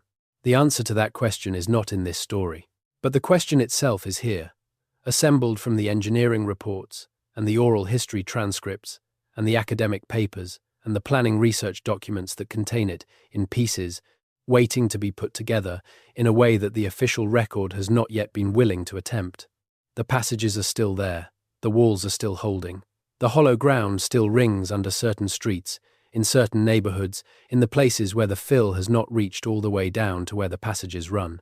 And the city walks over it every day, not knowing, or knowing in the way that families know things, incompletely, without documentation, in the language of what grandmothers told their grandchildren about what their grandmothers had told them, which is the language in which most of the real history of most places has always been preserved, in the absence of any other vehicle that was willing to carry it. There is one more thing about the Glasgow Underground that Carmichael noted in her 2015 Edinburgh conference presentation, and that has been corroborated by at least 2 independent researchers working in the Glasgow City Archives, and that goes further than anything else in the documentary record towards suggesting not just the existence of the underground, but the nature of what it was used for. In the council records from 1697, there is a document, a complaint filed by a merchant named James Hogg against persons unknown, alleging that goods stored in his undercroft on the high street had been removed without his knowledge or consent through a route he could not identify, given that the undercroft's only known entrance, the door from the street above, had been locked and showed no sign of having been forced. Hogg's complaint was investigated by the Burgh Court, and the investigation included a physical inspection of the undercroft, which found that one wall of the undercroft, a section of dressed sandstone approximately 6 feet wide and 4 feet tall, showed evidence of having been recently disturbed. The mortar around the stones, slightly cracked in a pattern consistent with the wall section, having been removed and replaced. The Burgh Court record of the investigation concludes with a note that the court found no actionable cause, as no suspect could be identified and no witnesses came forward, and that Hogg's complaint was dismissed. But the physical description of the disturbed wall section is recorded in the court record with enough detail that it is clear the court investigators knew what they were looking at, a wall section that had been designed to be removable, that had been built as a concealed door into a space beyond. A concealed door in a merchant's undercroft on the high street in 1697, at a depth and in a location consistent with the high street corridor of underground structures documented in the engineering reports. 3 years before the smallpox outbreak that Agnes's family tradition associated with the final sealing, the Berg court record is in the Glasgow City archives. It is catalogued, it is accessible, and it has not, until very recently, been read in connection with the engineering reports or the McRae paper or the Carmichael analysis, because no one has yet assembled all of these sources into a single coherent investigation. James Hogg's Undercroft had a door into the underground. The door was used in 1697. 3 years later, the sealing began. Whatever moved through that door, in whatever direction, in whatever quantity, for whatever purpose, the movement stopped. The door was sealed. The record of what it connected to was put away, filed in the Berg Court complaints for a dispute that was dismissed and never resolved. The resolution is still pending. It has been pending for 325 years. It will remain pending until someone decides that the question is worth the investigation and goes down far enough and looks carefully enough at what is still there, still sealed, still waiting beneath the hollow ground of Glasgow. There are patterns in the way cities develop that tell you things about what the people who built them understood and valued and feared. Glasgow's surface pattern, the high street running south from the cathedral to the river, the salt market connecting the crossing place to the commercial centre, the lateral streets running east and west to connect the main spine to the residential districts, is a pattern that has been in place in its basic form since the medieval period. It did not arise from a planning document. It arose from the logic of the landscape and the traffic flows that the landscape generated, people moving between the cathedral and the river, between the market and the crossing, between the residential high ground and the commercial waterfront. The underground pattern, as Carmichael maps it, mirrors the surface pattern in a way that is too precise to be coincidental. The northeast-southwest axis of the underground corresponds to the high street axis. The river-oriented cluster in the salt market corresponds to the surface's river-oriented commercial district. The western George Square cluster corresponds to the surface's westward approach to the city. The underground is not a separate thing from the city. It is the same city, organized with the same logic, at a different depth. This mirroring, if it is real and not an artifact of Carmichael's analytical framework, suggests something significant about the relationship between the above and the below. The underground was not designed as a hiding place, a place apart from the city's normal geography. It was designed as a parallel infrastructure to the city's surface, organized by the same spatial logic, serving the same nodes, connecting the same strategic points. The below was not hidden from the above.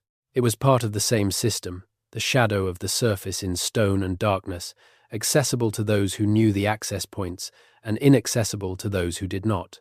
This reading of the underground changes the question of why it was sealed. If the underground was not hidden from the city but was a parallel infrastructure of the city, then its sealing is not the concealment of a secret. It is the withdrawal of a resource. The community that maintained the underground, that knew its paths and its chambers and its access points and the practical knowledge of how to navigate it, chose at a specific moment to make that resource inaccessible to the city above, not permanently perhaps, but for long enough that the immediate crisis passed. And then the generation that had made the choice aged and died, and the knowledge of the access points and the navigation and the purpose went with them, except for the fragments that survived in the way things survive when there is no other vehicle. In the early 21st century, Glasgow has been undergoing a sustained renewal of its older districts, the kind of urban regeneration that involves not just new buildings but new understanding of the existing urban fabric, new investment in uncovering and celebrating heritage that has been obscured or overlooked. The City of Architecture 1999 designation, the renewed investment in the cathedral precinct, the rehabilitation of the merchant city as a cultural and residential district. All of these represent a city that is increasingly interested in understanding what it is and where it came from.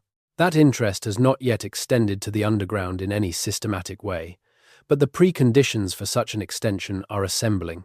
The documentary base, scattered across multiple archives, is becoming more accessible as digitization projects bring previously inaccessible records online. The non-invasive survey technologies needed for investigation are well established and increasingly affordable. The academic framework for understanding organized underground heritage, the dark heritage tradition, and the broader field of underground archaeology is mature enough to provide methodological guidance. What is needed is the question, asked clearly enough and loudly enough to be heard by the people who have the capacity to pursue its answer. The question is simple: what is beneath Glasgow? Not in the vague general sense of geological formations and Victorian drainage works, but in the specific sense that the engineering reports and the oral history transcripts and the Macrae paper and the Carmichael analysis have been asking for 50 years. What is the organized underground structure that has been documented in 47 engineering reports since 1812? When was it built? Who built it? What was it used for? Why was it sealed? And what does it contain? The sealed chambers and passages that have been cut around and filled over and driven through without ever being properly investigated. These are answerable questions. They require resources and institutional will, but they are answerable with the tools and the methods that exist. The ground is not impenetrable. The archive is not exhausted. The oral tradition is not silent. The city walks over its underground every day, and the underground waits beneath it, and the gap between them, the gap of 300 years of silence, is still open, still crossable, for anyone willing to go down far enough to find where the door was. There is a tradition among the older working families of the Colton district, east of the salt market, that on certain nights in winter, when the frost is hard and the air is still, you can stand at a specific intersection, not named in any map, known only to people who have been told where it is, and put your ear to the ground and hear something. Not the subsurface rumble of the water mains or the vibration of traffic or any of the 100 mechanical sounds that a modern city makes with its infrastructure. Something else. Something that the older residents describe as breathing, as if the ground itself is alive in some attenuated way, drawing air through a system of passages too deep for the surface sounds to reach. This is not something that gets into official records. You will not find it in any engineering report or heritage survey or planning assessment. It lives in the category of things that are known locally and not transferred to any medium that official knowledge will accept.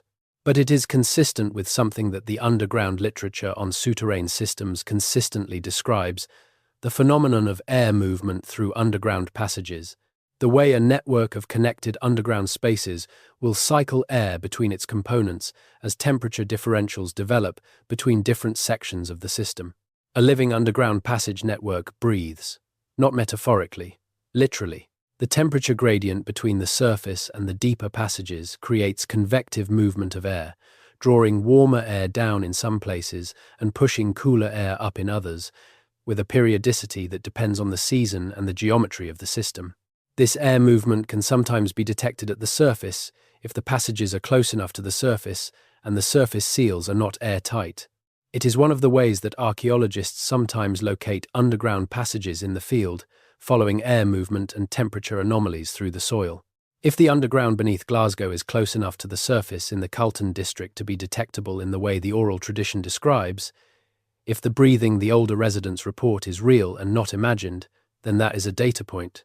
It is not proof of anything specific about the system's character or extent, but it is consistent with a network that is still intact enough, still connected enough, that air still moves through it in response to thermal gradients, even after 300 years of sealing. The consistency of the anecdotal accounts with the physical properties of souterrain systems is not something that the official record is equipped to evaluate, because the official record does not include the anecdotal accounts. They live in a different filing system, the one maintained by families and communities through memory and conversation, and the particular kind of attention that people pay to the ground beneath them when they have been told by their grandmothers to pay attention to it. Assembling those accounts alongside the engineering reports and the academic papers is the methodological challenge that faces anyone who wants to investigate the Glasgow Underground seriously. It requires moving between sources that do not normally talk to each other, between the archive and the community, between the instrumental and the testimonial, between the precision of an engineering report and the impressionism of a family memory. This kind of methodological boundary crossing is not comfortable for most academic research traditions, which are organized around disciplinary boundaries and evidentiary hierarchies that assign different values to different kinds of knowledge. The history of Scottish archaeology over the last 30 years has seen significant movement toward a more inclusive evidentiary framework, one that takes seriously the value of oral tradition and community knowledge alongside the physical and documentary evidence that forms the core of the discipline's traditional toolkit. The work done on Pictish symbol stones, on the souterrain systems of the Northern Highlands, on the crannogs of the Western Lochs, has increasingly involved the knowledge held by communities adjacent to the sites, knowledge that has, in some cases, led archaeologists to features and interpretations they would not have reached through instrumental investigation alone. Glasgow's underground has not yet benefited from this methodological development, partly because the urban context makes community-engaged research harder, and partly because the question has not been framed in terms that make it legible to the heritage institutions that would need to support such research. But the framework is available, the methodology is developed, and the evidence base, both instrumental and testimonial, is extensive enough to support a serious research program if the institutional will to pursue it can be assembled. The assembly of that institutional will begins with the question being asked, publicly, persistently, in terms that the institutions can hear. This story is one attempt to ask it. The engineering reports filed over 150 years of construction in the old city are another, mute and patient in the archive. The oral tradition is another, carried in the families who have been in the same neighbourhoods for generations and who know that the ground beneath them is not quite what it appears to be. All of these voices are asking the same question. What is down there? What was sealed, 300 years ago, by people who understood what they were sealing and chose not to leave a record of it in any form that the city above them would recognise? What did they know that we do not know? And what would we know if we were willing to go down far enough to find out? The Glasgow Underground is not unique in its existence. What makes it unusual is the quality of the documentary evidence that has accumulated around it, the unusual density of engineering report citations, the rare survival of oral tradition accounts, the analytical synthesis that two independent researchers have done across sources that were never designed to be read together. All of this, taken together, produces a picture that is clearer and more coherent than most instances of organised underground heritage in British urban contexts. But Glasgow's underground is part of a broader pattern, a pattern of organised underground infrastructure in the Iron Age and post-Roman periods of British and Irish history that has not been fully characterised or appreciated by mainstream archaeology. The souterrain tradition, the 2,000 documented examples in Scotland alone, is one element of that pattern. The cave systems of Wales and northern England that show evidence of deliberate construction activity rather than purely natural formation are another. The underground passages documented beneath several English medieval towns, passages that predate the medieval towns they underlie, are another. The pattern suggests that pre-modern communities in Britain and Ireland had a more sophisticated and more deliberate relationship with underground space than the mainstream archaeological narrative has acknowledged.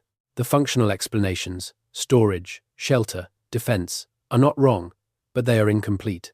They do not capture the scale of the investment in underground infrastructure or the consistency of certain design choices across time and geography that suggest something more than purely practical motivation. What that something more was, in its specific content in the Glasgow context, in the Brittonic Iron Age context that produced the passages beneath the Clyde Valley, is recoverable through the kind of investigation that has not yet been attempted. Not complete recovery, perhaps, because 300 years of sealing and 2 centuries of urban construction have certainly destroyed parts of what was there. But partial recovery, enough to characterize the system's extent and its relationship to the surface settlement above it, and to the broader tradition of underground construction in the Atlantic Celtic zone. That partial recovery begins where all recovery begins, with the decision to look, to take the question seriously, to assemble the evidence in a way that the official narrative has not been willing to assemble it. To go to the archive and read the engineering reports, and the academic papers, and the oral history transcripts, and the planning research documents, not as separate items in separate filing systems, but as fragments of a single, incomplete account, the account of a city built on top of something it has not yet fully understood. The fragments are there. They have been there for 150 years. They sit in filing cabinets and digital databases, and the memory of families who have been in the same neighbourhoods for generations patient and consistent, and waiting for the investigation that the evidence has warranted since at least 1974, when Fiona McRae assembled them for the first time and noted the pattern that has been accumulating ever since. The investigation has not happened. That is a fact.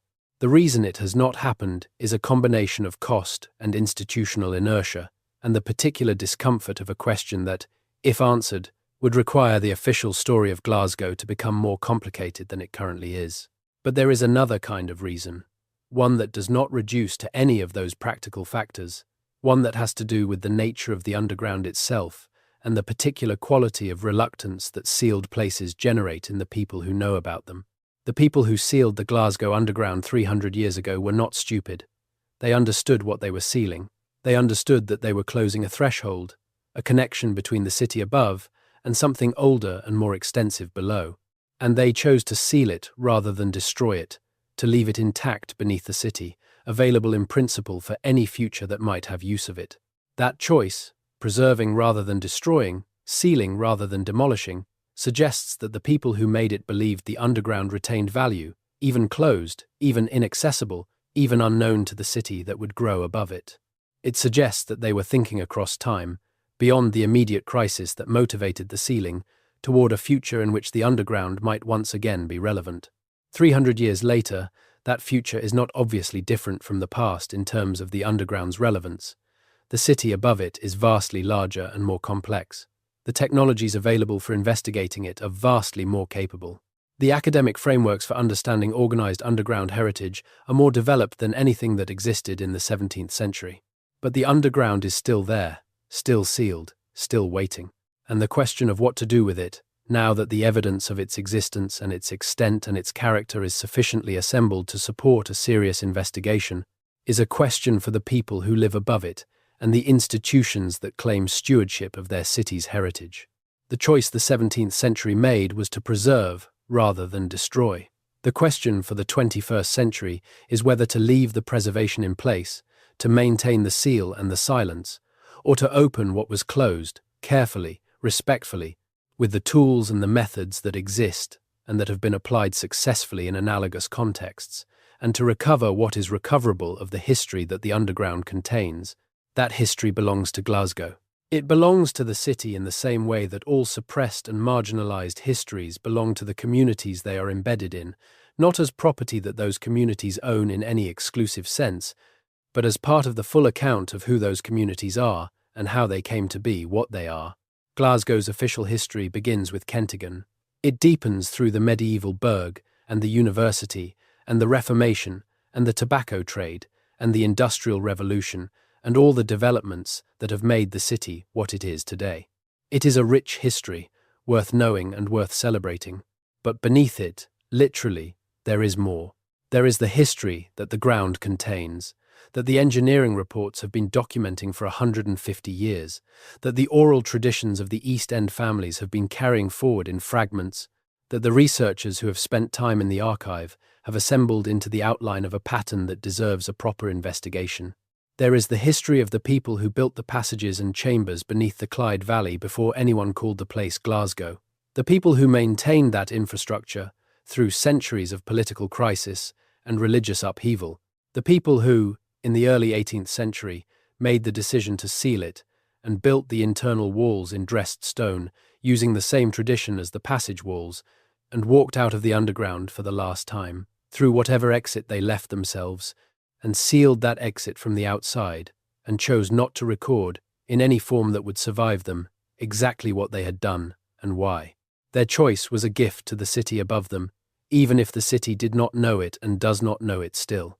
They preserved something, closed it against the immediate crisis, left it for a future that was capable of investigating it properly. 300 years later, that future has the capability, if not yet the will. The capability exists. The evidence is assembled. The question is asked. What is beneath Glasgow? What was sealed 300 years ago and why? And what would we know? What would Glasgow know about itself if we were finally willing to go down far enough to find out? The ground is hollow. The passages are still there. The walls are still holding. The question is still open. Now consider what happens when a city grows over its own secrets for long enough that the secrets become architectural.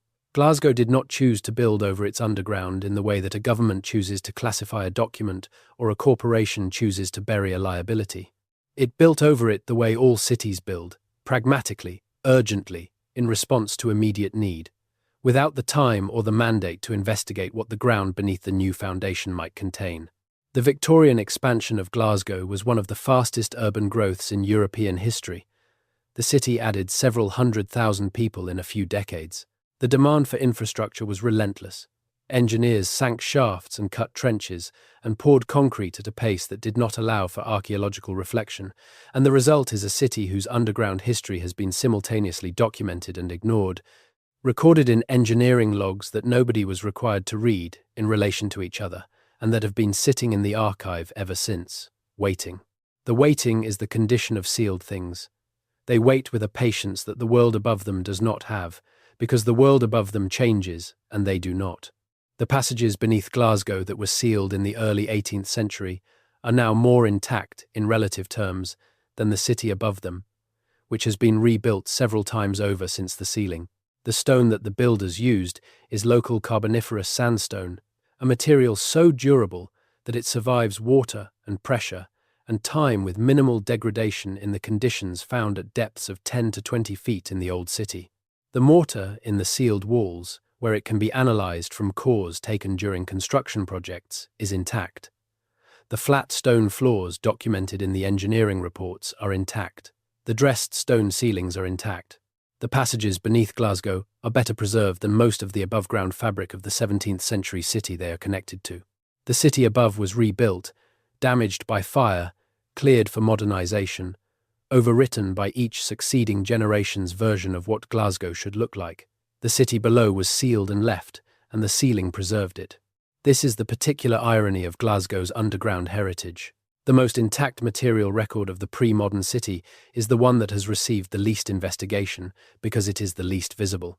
The visible fabric of the historic city, what survives above ground, receives attention, resources, protection, scholarly analysis.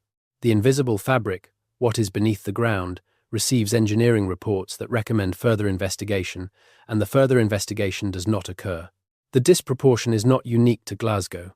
It is a general condition of urban archaeology, where the visible past is systematically better cared for than the invisible past, partly for practical reasons, and partly because the visible past is more legible to the heritage institutions and the public audiences those institutions serve.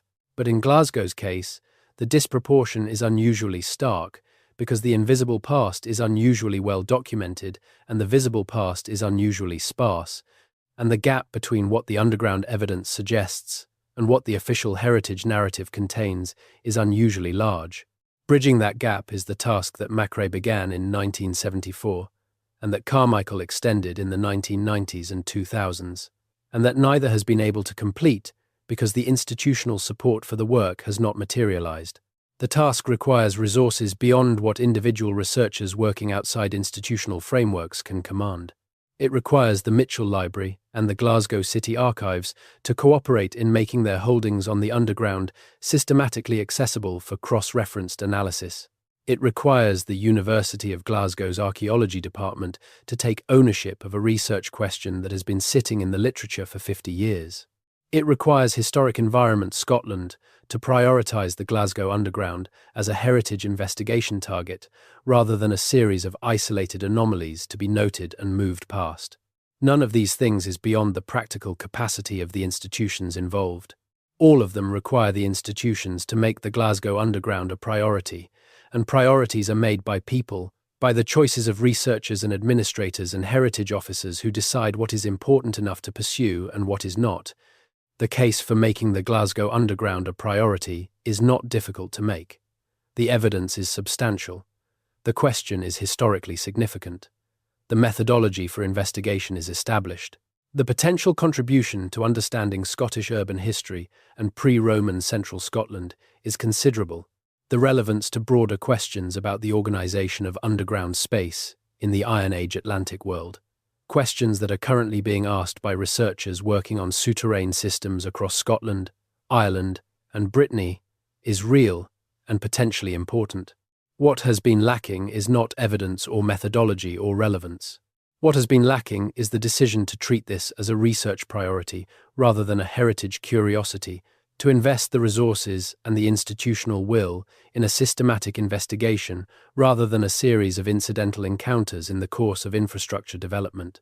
That decision, when it comes, will be driven by something, by a paper that assembles the evidence in a form that the relevant institutions can see clearly, by a survey result that finally catches the underground in enough resolution to be compelling, by a community campaign that makes the question legible to decision-makers who were not previously aware of it, by a coincidence, the kind that archaeology produces when a drilling rig breaks through into a chamber at exactly the wrong moment for the project schedule and exactly the right moment for the investigation. That coincidence may be closer than it appears. Glasgow is expanding its underground infrastructure again. The city's public transport system is under pressure, and the political conversation about extending the subway network and developing additional underground connections is active. Every extension of the subway system in the old city requires drilling through the historical geology of the Clyde Valley, through the same sandstone and alluvial deposits that the engineering reports have been documenting for 150 years. The next drill bit to break through into an underground passage in Glasgow will have company in a way that the 1987 car park drill did not, and the 2003 subway drill did not. The methodological frameworks are more developed. The digital tools for preserving and analyzing what is found are more capable. The awareness, among the researchers who work with Glasgow's subsurface, that there is a pattern to be found if they look for it, is growing. The question is still open. The ground is still hollow. The passages are still there, sealed and patient, 300 years into the silence that was designed not to be permanent. The city that sealed them did not expect the silence to last this long. The generation that built the walls inside the passages and walked out for the last time and sealed the exits from the outside was not planning for 3 centuries of forgetting. They were planning for a crisis to pass. They were planning for a future in which whatever had made the sealing necessary would no longer apply, and someone would go back down and open what had been closed and put the underground to use again. That future has not arrived in the form they might have imagined. The crises they were responding to, epidemic disease and religious conflict and political instability, have not all passed. But the capacity to investigate what they left, to recover the history that the sealed passages contain, to understand what the people who built and maintained and used and finally sealed Glasgow's underground understood about their city and its ground, that capacity exists in this generation, in a way it has not existed in any previous generation since the sealing. The question is whether this generation will use it, whether the city of Glasgow will decide that knowing what is beneath it is worth the investment of the investigation, whether the institutions that carry responsibility for Glasgow's heritage will look at the 47 engineering reports and the McRae paper and the Carmichael analysis and the oral history accounts and the 1697 Berg court complaint about James Hogg's Undercroft and decide that the pattern they form is compelling enough to pursue. The evidence says yes. The evidence has been saying yes for 150 years. The question is when the city above is going to be ready to hear it. The passages are still there. The walls are still holding. The hollow ground is still hollow. And somewhere beneath the streets of Glasgow, in the darkness that has held since the early 18th century, there is an answer to a question the city has been asking without quite knowing it, for as long as anyone has been able to hear the ground ring hollow underfoot and wonder what it means. The wondering is the beginning. The investigation is what comes next. And what comes after the investigation is the city understanding itself more completely, knowing the full depth of what it stands on, carrying the history of the below alongside the history of the above, the sealed and the open, the documented and the transmitted, the stones and the stories, the engineering reports and the oral traditions, the official history and the hollow ground, together at last, as they always were, as they were always meant to be. 300 years is a long silence, but sealed things wait, and the city above is finally, slowly, beginning to listen. The Mitchell Library holds the engineering reports. The Glasgow City Archives holds the Berg Court records. The Hunterian Museum holds the Iron Age finds from the High Street Ridge. The oral tradition is still alive in the East End families who remember what their grandmothers told them. The evidence is assembled, as much of it as can be assembled without systematic investigation. The pattern is visible to anyone willing to read across the sources, rather than reading each one in isolation. The question is asked, as clearly as it can be asked from the outside of a sealed place. What is beneath Glasgow? Who built it? Who sealed it? And what would it mean for the city that walks over it every day, that drives its utility pipes through it, and fills its passages with concrete, and builds its foundations above it, and calls its underground heritage well understood? What would it mean for that city to finally, properly, go down and look? The ground is hollow. That is the beginning.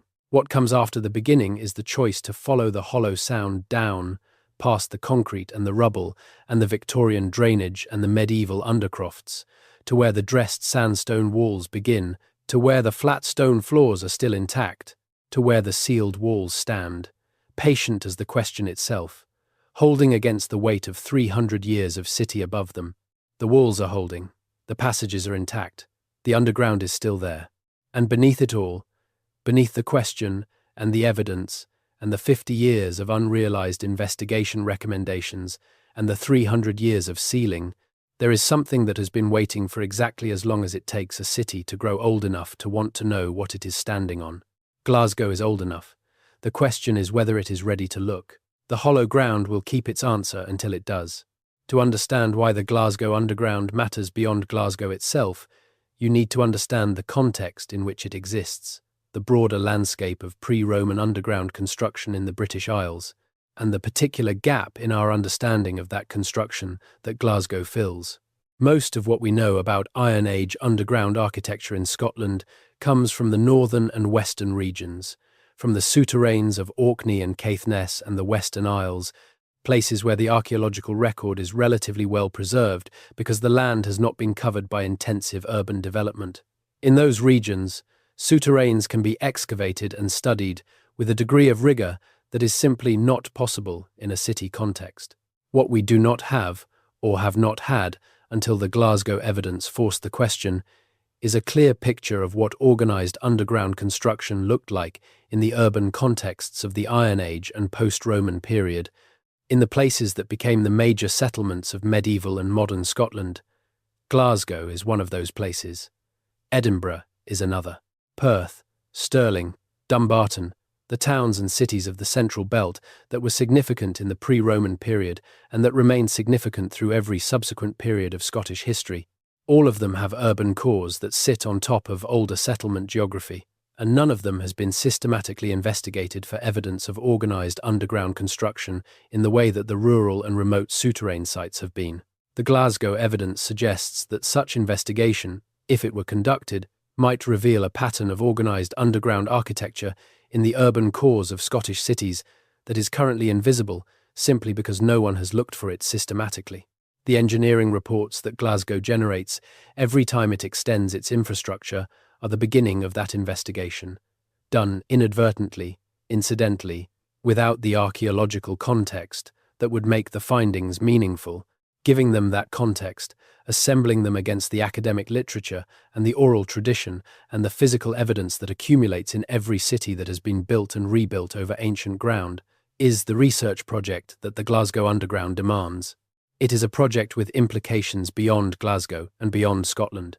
The Atlantic Celtic world, the zone of cultural and linguistic connection that linked the Brittonic peoples of Britain with the Gaelic peoples of Ireland and with the communities of Brittany and northwestern Iberia, was a zone that shared not just language and art and cosmology, but architecture. The souterrain is an Atlantic Celtic architectural form. It appears across the Atlantic fringe of Western Europe with enough consistency in its design logic to suggest shared knowledge, shared tradition, shared understanding of what underground space is for and how it should be built. Understanding the Glasgow Underground in the context of the wider Atlantic Celtic souterrain tradition is not a localist exercise.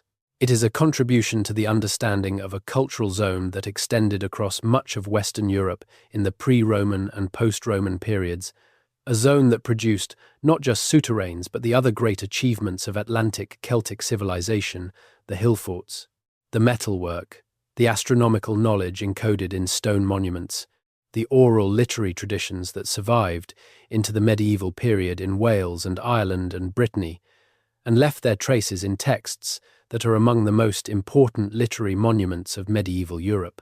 The Glasgow Underground, if properly investigated, would be a new window into that world, a window with the unusual quality of being located in an urban context, in a place that was continuously occupied across the full span of the Atlantic Celtic period and into the present day, where the relationship between the Iron Age underground and every subsequent period of the site's development could in principle be traced through the material record.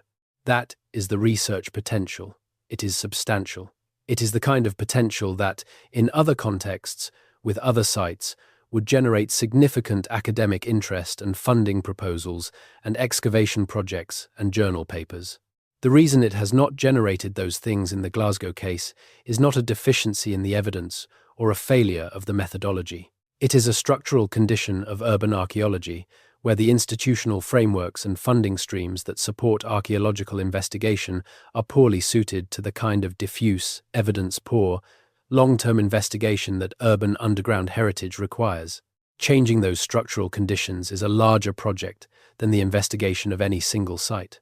But it begins with specific sites, with the assembling of evidence that makes the case clearly enough to force the structural question, with the identification of places where the gap between what is known and what is investigated is large enough to be compelling to the people who make decisions about where resources go. Glasgow is one of those places. The gap between what 47 engineering reports over 150 years have documented and what systematic investigation has been devoted to understanding is extremely large. The case for closing that gap is clear. The investigation is overdue. What the investigation would find, in outline, is already visible in the pattern of the engineering reports. 3 node clusters in specific strategic locations, connected by passages on 2 main axes, sealed at a specific moment in the early 18th century, built in a tradition consistent with the late Iron Age and post-Roman Atlantic Celtic souterrain tradition, organized with a spatial logic that mirrors the surface geography of the old city, and located at depths that are consistent across all documented finds, and that place the main passage level at approximately 15 to 20 feet below the current street surface. Within that outline, the specific details, the character of the chambers, the evidence of use within them, the relationship between the phases of construction and the phases of the site's surface history are not yet recoverable from the engineering reports alone. They would require physical investigation of the passages themselves, careful recording of the stratigraphy, analysis of any organic or datable material that survives within the passage fills, systematic documentation of the sealed wall structures and the construction techniques they represent. All of this is achievable. None of it has been attempted. The question is why. Part of the answer lies in how Glasgow thinks about itself. The city has a strong and positive sense of its own history, but that history is organized around a particular timeline: Kentigern, and the medieval burg, and the university, and the Reformation, and the tobacco lords, and the Industrial Revolution, and the 20th century's complex arc of industrial decline and cultural renewal. This is a rich and legitimate history. It is well documented and well understood. And it begins, officially, in the 6th century, with Kentigern's arrival at the site on the Clyde that he called Glasgow. Everything before Kentigern is prehistory, which in the common usage of that word means before records, before official history, before the timeline that the city recognizes as its own. The underground is prehistory in this sense. It was built and used and sealed before the events that Glasgow counts as its founding. And prehistory, in the common understanding, does not quite belong to the city in the same way that its official history does. It is older than Glasgow, and something that is older than Glasgow is not quite Glasgow's. This is a category error, but it is a common one, and it has practical consequences for how heritage institutions assign value and resources. The Roman remains found in Glasgow, the occasional coin or pottery sherd or structural trace that turns up when the ground is disturbed, are understood as interesting historical curiosities, evidence that the area was in the orbit of the Roman world in the 2nd century, but not quite part of Glasgow's story. The pre-Roman remains, even more so, are understood as belonging to a prehistory that is generic, undifferentiated. not specifically part of what Glasgow is. The reframing needed is to recognise that what is beneath Glasgow is specifically Glasgow's prehistory, the organised underground of the specific site on the Clyde that would become Glasgow, the infrastructure built by the communities that occupied that site before it had a name, that was maintained through the named period, and that was sealed by the people who were living on the site 300 years ago. It is not generic prehistory. It is the specific prehistory of this specific place, and it belongs to the full history of Glasgow in exactly the same way that the cathedral and the university and the tobacco exchange and the Barras market belong to the full history of Glasgow. Making that reframing visible, making it legible to the institutions and the communities that maintain Glasgow's sense of its own history, is part of the work that the Glasgow Underground investigation requires. Not just the physical investigation of what is beneath the ground, but the cultural investigation of what it means to extend Glasgow's timeline, to own a prehistory as rich and as specifically local as the underground suggests. The reframing is not without precedent. In recent decades, Glasgow has developed a more complex and more honest account of its own history in relation to the transatlantic slave trade. Acknowledging the role that Glasgow's tobacco and cotton merchants played in the economy of slavery and the way that the wealth generated by that trade funded the buildings and institutions that the city celebrates. This has been a genuinely difficult cultural process, requiring the city to look at aspects of its past that do not fit comfortably into the narrative of civic pride and industrial achievement that Glasgow has built around itself. Extending the timeline backward, acknowledging that beneath the city there is evidence of organised human activity going back 2,000 years or more, that the site of Glasgow was significant and organised and deliberately developed long before anyone called it Glasgow, is a different kind of cultural complexity. It does not involve acknowledging harm. It involves acknowledging depth, the particular kind of depth that comes from recognising that the place you live is much older than you thought, and that its oldness is not a vague geological fact but a specific historical one, documented in engineering reports and oral traditions, and sealed passages that are still intact 300 years after they were closed. That depth is not threatening, it is enriching. A Glasgow that understands itself as the current surface expression of a site that has been organised and developed and used and passed forward by human communities for 2,000 years is a more complete Glasgow than one that begins its self-understanding with Kentigern. It is a Glasgow with a prehistory as well as a history, with roots that go deeper than the medieval burg, with a landscape that was already meaningful to the people who lived here before the meaning was codified in the institutions of the Christian city. The underground is part of that deeper self-understanding. It is the most material and most specific evidence of the site's pre-Glasgow history, the most recoverable record of what the place was before it was given a name and a founding saint and an official timeline. Recovering it, at whatever level of completeness the surviving evidence permits, is an act of historical justice, not the dramatic justice of confronting past crimes, but the quieter justice of giving a place its full history, of not letting the official timeline stand as the complete account when there is demonstrably more lying beneath the streets in passages of dressed sandstone, sealed and patient, waiting to be acknowledged. The acknowledgement begins with the question. The question has been asked in engineering reports and academic papers and oral history transcripts for 150 years. It is being asked again here, assembled from those sources, in the hope that the asking will this time reach the people who have the capacity to pursue the answer. What is beneath Glasgow? The ground knows, the passages know, the sealed walls know, the ones built from the inside in the early 18th century by people who understood what they were doing and chose not to record it in any form the city above them would accept as legitimate history. 300 years later, the city above is more capable of accepting the legitimate history of what is beneath it than it has ever been. The tools exist, the methodology is established, the evidence is assembled. The only thing remaining is the decision to look. There are communities in every city that carry knowledge the official record does not. In Glasgow, those communities are the East End families, the ones who have been in the same neighbourhoods for 8 and 9 generations, who were there before the slum clearances of the 20th century displaced so many of their neighbours, who know the streets and the ground beneath them with an intimacy that comes only from centuries of living above the same soil. These communities are not repositories of systematic historical knowledge. They do not have documentation or maps or precise accounts. They have something different and in some ways more durable, an orientation toward the ground beneath them, a habit of noticing what the ground does, a sense passed from one generation to the next that the below is not neutral, that it has a character, that it was used by people before them, and that the use left a trace. This orientation is not superstition.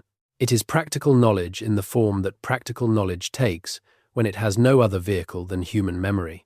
The family that knows which street is hollow underfoot knows something real, because the hollowness is real, because the passage that makes the street hollow is still there at 15 feet below the surface, still intact, still connected to whatever system it was part of before the connections were severed by a century of infrastructure development. The practical knowledge of these communities is not the same thing as documented historical evidence, but it is evidence of a different kind, evidence that the underground was known and tracked and attended to by the people who lived above it across the span of time since the sealing. It is evidence that the sealing was not a complete erasure, that knowledge of the underground persisted in the communities that had reason to maintain it, encoded in the forms of attention and memory and place-specific orientation that communities use to carry knowledge that has no other vehicle. In 1979, a team of social historians from Strathclyde University conducted a survey of oral traditions in the East End communities of Glasgow that were being displaced by the Comprehensive Development Area's clearances. The survey was part of a broader project documenting the cultures and histories of communities facing displacement, and most of its content dealt with 20th century community life, the memories of people who had lived through the Depression and the war and the post-war housing changes. But some of the material it collected was older, family memories that went back several generations, accounts of places and practices, and knowledge that predated the 20th century by a significant margin. Among this material, in the unpublished transcripts of the survey deposited with the Strathclyde Regional Archives, now held by Glasgow City Archives, there are several accounts that reference the underground. One informant, a woman in her 80s, identified only by the initials I.M., described being told by her grandmother, which would place the relevant transmission in the early 20th century, and the original knowledge in the mid-19th or earlier, that there were rooms below the road that the family had used during the bad times. She did not specify which bad times, and the interviewer did not ask, but the phrase and its context suggests something more serious than a temporary inconvenience, something that required the kind of shelter that the underground, with its stability and concealment, would provide.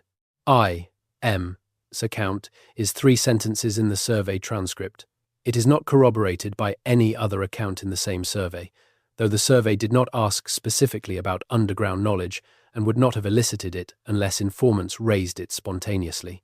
But it sits in the archive alongside the engineering reports and the McRae paper and the Carmichael analysis, another fragment of the same incomplete account, another voice in the pattern that has been assembling since 1812, when Archibald Rennie's crew broke through into the passage on the High Street. The pattern is not complete. It will never be complete in the form of oral testimony or archival documentation alone, because too much has been lost. Too many voices have gone silent without passing their knowledge forward in any recoverable form.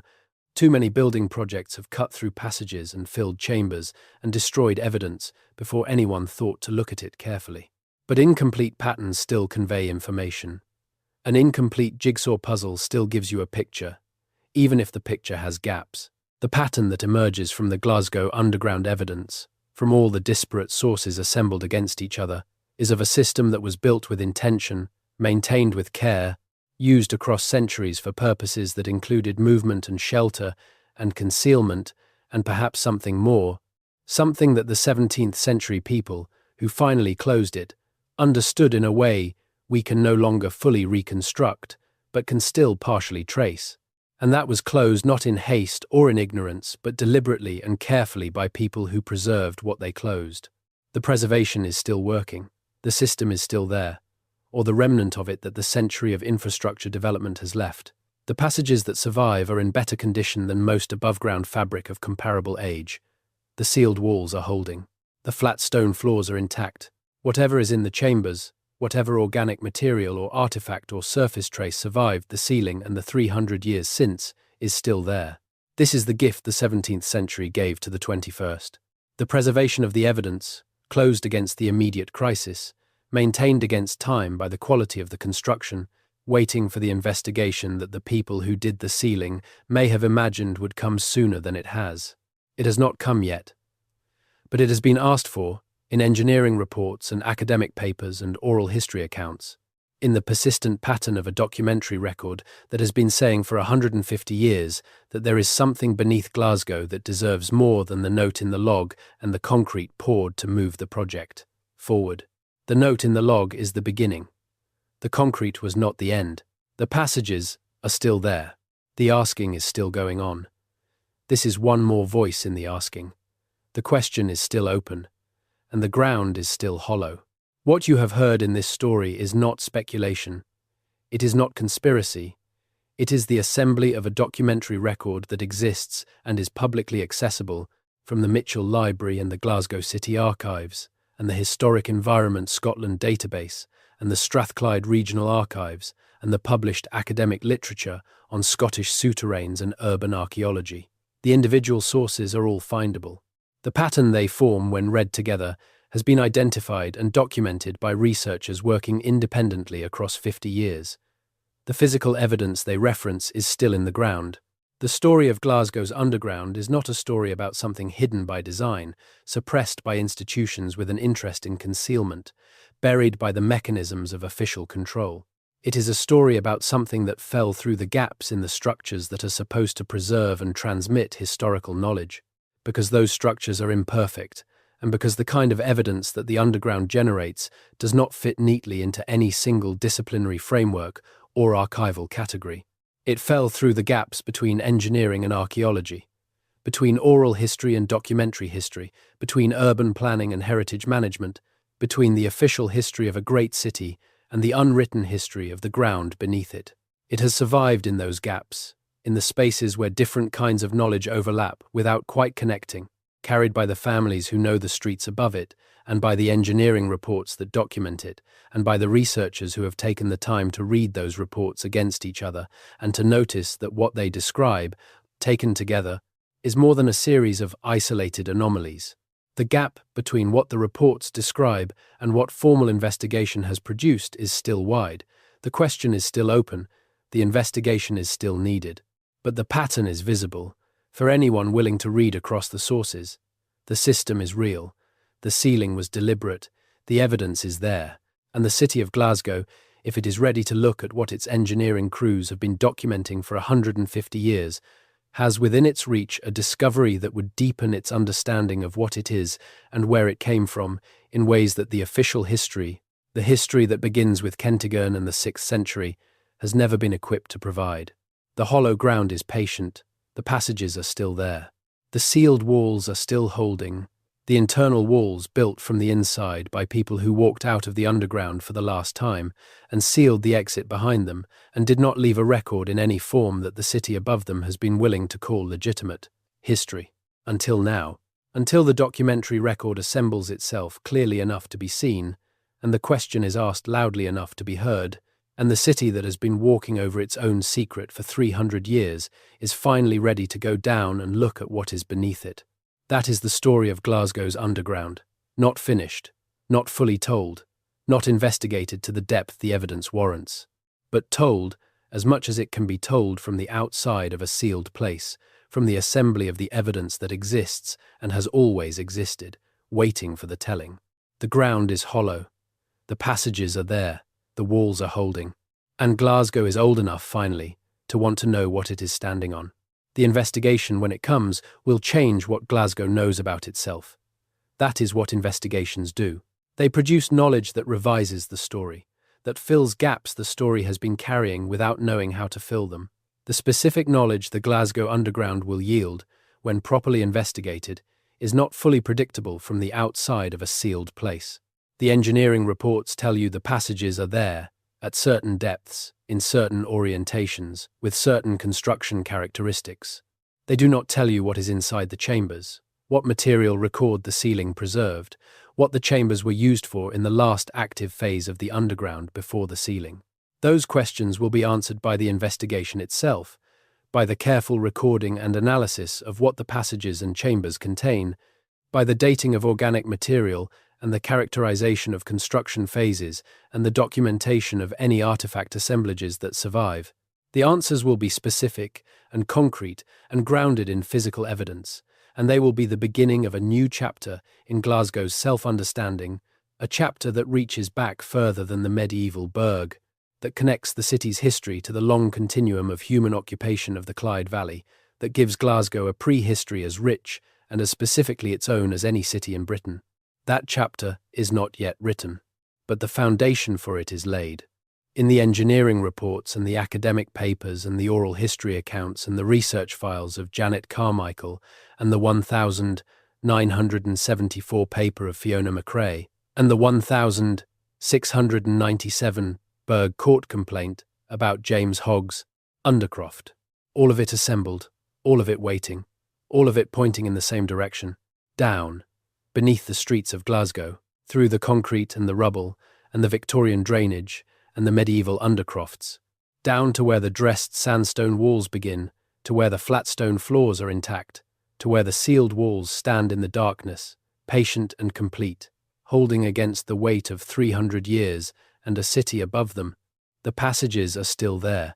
The question is whether Glasgow is ready to find them, and that is a question that belongs to the city, to the people who walk over the hollow ground every day, to the institutions that carry responsibility for their history, to the researchers who work in the archive and find, again and again, the note in the log that says, there is something here, something that warrants investigation, and the investigation does not come.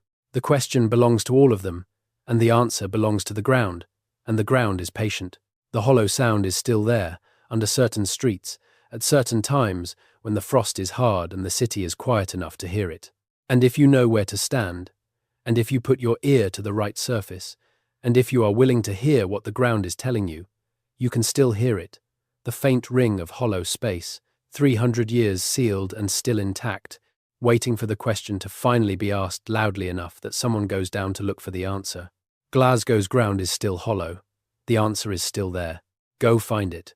There are things that cities know about themselves that they do not say aloud, not because the knowledge is secret, not in any conspiratorial sense, but because the official modes of speaking about cities, the heritage surveys and the planning documents and the tourist literature and the civic histories, are not built to carry certain kinds of knowledge. They carry facts that fit the frameworks they are designed to serve. What does not fit is not, strictly speaking, excluded. It simply has no vehicle. It falls into the space between the frameworks and waits there, in the engineering reports and the oral tradition and the private research files of people who noticed the pattern and tried to document it with the tools available to them. Glasgow knows what is beneath it. Not officially. Not in any form that the institutions of official knowledge are prepared to acknowledge as legitimate. But the knowledge is there, distributed across the sources that have been assembling it for 150 years, and the city knows it in the way that places know things, through the families who have been in the neighbourhoods long enough for the knowing to become part of how they exist in their own streets, part of how they hear the ground underfoot, part of how they understand the slight resonance that certain intersections have when the air is still and the city is quiet. The resonance is real. The hollow ring is a physical phenomenon, produced by the physical fact of the passages.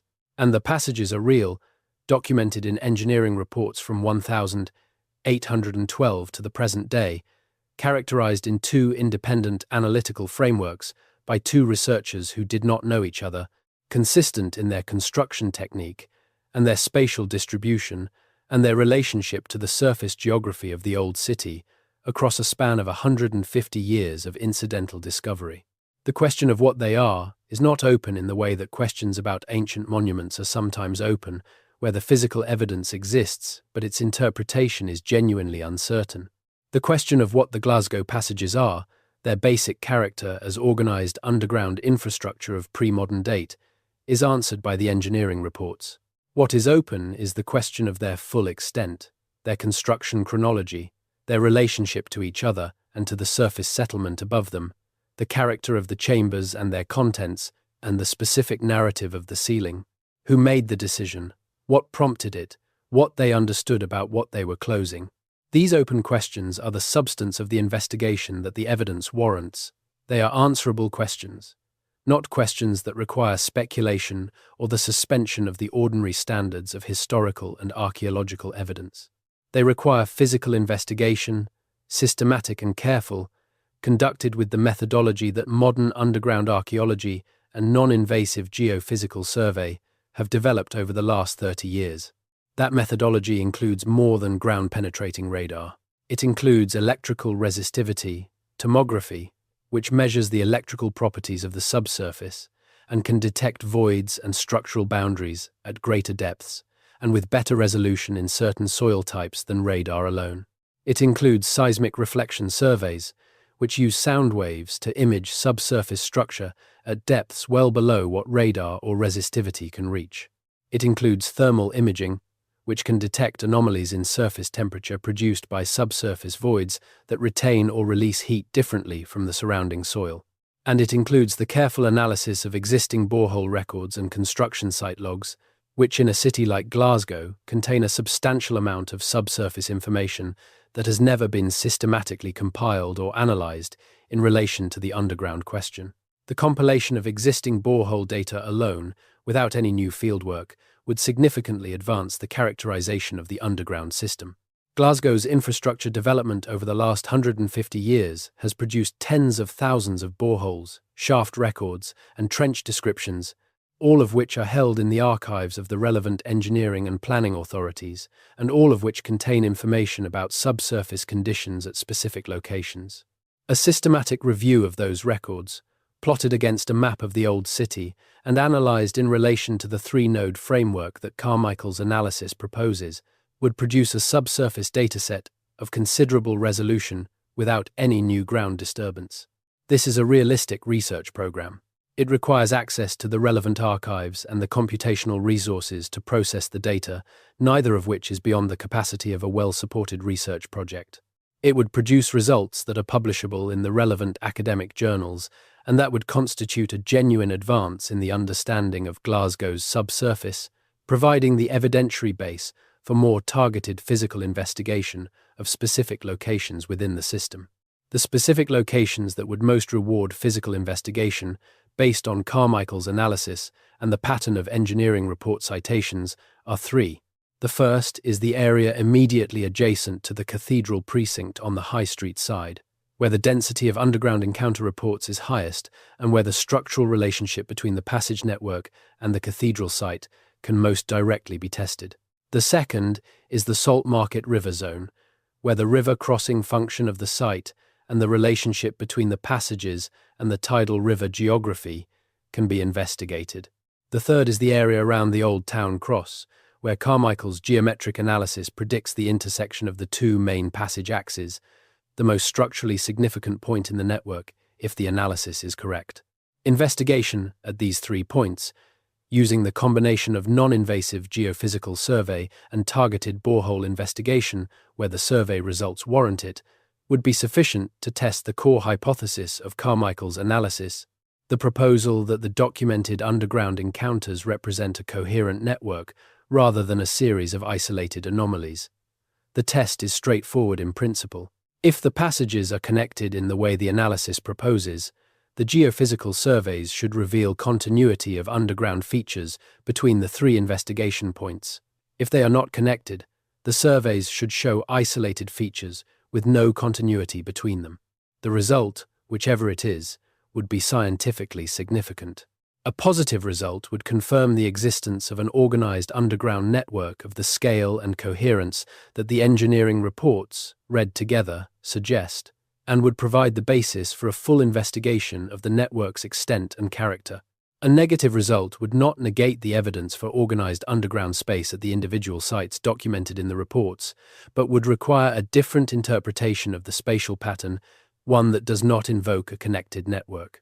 Either result would be publishable, would advance the field's understanding of pre-modern urban underground construction in the Scottish Central Belt, and would provide the Glasgow heritage sector with a scientifically grounded basis for decisions about how to manage the underground in the context of ongoing infrastructure development.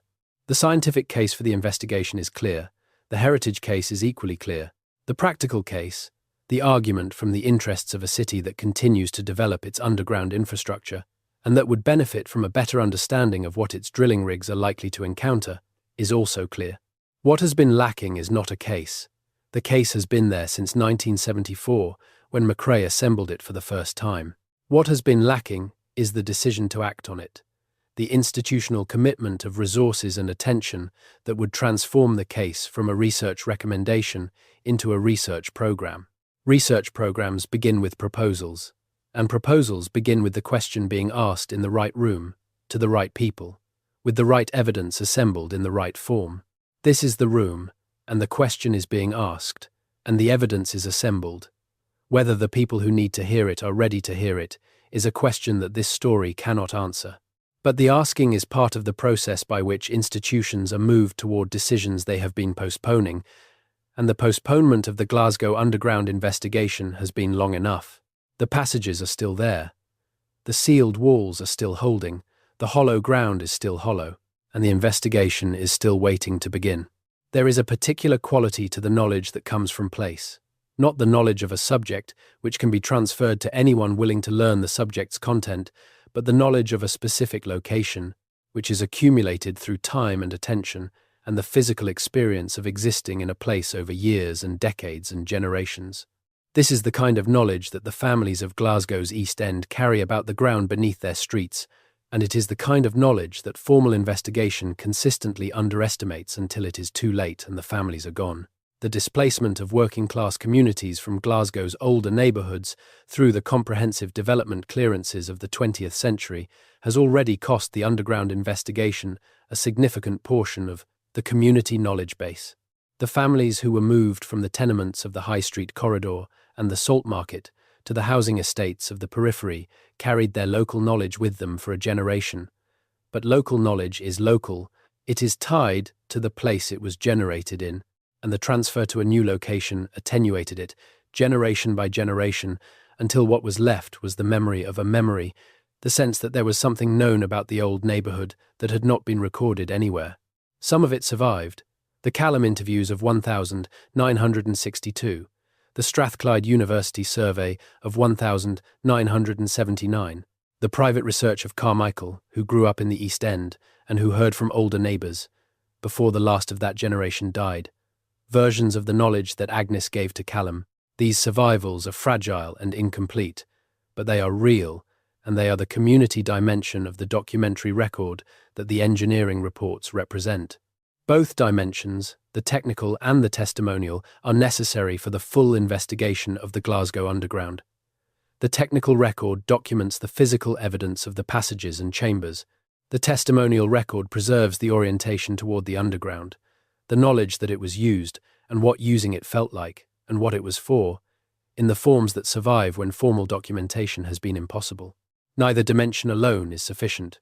The engineering reports, without the oral tradition, are a record of anomalies without a context for understanding what the anomalies meant to the people who created them. The oral tradition, without the engineering reports, is a sense of significance without physical grounding. Together, they form the basis of an investigation that can approach the Glasgow Underground from both directions at once, from the physical evidence inward and from the community knowledge inward, meeting somewhere in the middle, at the full account of a system that was built and used and maintained and sealed, and has been waiting for this investigation for 300 years. The meeting point is not yet reached. The two directions of evidence have been assembled, but the investigation that would bring them together has not begun. What this story has done, and what the research of McRae and Carmichael before it did, is to make the gap between the evidence and the investigation visible, to show how large the gap is and how clearly it is defined by the sources that surround it. The gap is defined by what the engineering reports describe and what has never been investigated. It is defined by what the oral tradition preserves and what formal scholarship has not taken seriously enough to pursue. It is defined by what the 1974 paper proposed and what the 50 years since have not produced in the way of systematic investigation. 300 years of sealing, 50 years of recommendations. The gap is large, the investigation is overdue. But gaps close, evidence accumulates. Recommendations eventually produce responses. if the asking is persistent enough and the evidence compelling enough and the people in the position to act on the evidence are ready to act. Glasgow's institutions have been watching the engineering reports come in for 150 years. They have been reading McRae's recommendations for 50 years. They have been noticing the pattern in the planning records and the pre-development assessments and the construction site logs that report anomalies and recommend investigation and receive no investigation. The question is whether the accumulation is now sufficient to move the decision, whether the pattern is now clear enough to demand a response that goes beyond noting the anomaly and moving the project forward, whether Glasgow is ready, in the early 21st century, to investigate what its 19th and 20th century engineering crews have been documenting without recognizing that what they were documenting was the outline of something much larger and much older than any single construction. Project scope permitted them to see. The outline is visible now. The sources have been assembled. The pattern has been identified. The research questions are clear. The methodology for addressing them is established and available. What remains is the decision. And the decision belongs to Glasgow, to the city and its institutions, and the community of researchers and heritage professionals who will have to make the case, again and again, that the question is worth the investigation, that what is beneath Glasgow matters enough to go down and look. The hollow ground is still hollow. The passages are still there. The walls are still holding, 3 centuries into the silence. And the city walks over them every day, not knowing, or knowing in the way that places know things, in the particular ring of certain streets underfoot, in the family stories about the below, in the engineering reports that pile up in the archive. Each one a voice in the pattern, each one saying the same thing. There is something here, something old and organized and deliberate, something that was built with care and maintained with attention and sealed with knowledge and preserved by the quality of its own construction across 300 years of a city's development. Something that is still there. Something that deserves to be found. Glasgow is the dear green place. It is also the hollow ground. Both things are true. Both things are documented. Both things are waiting to be fully understood.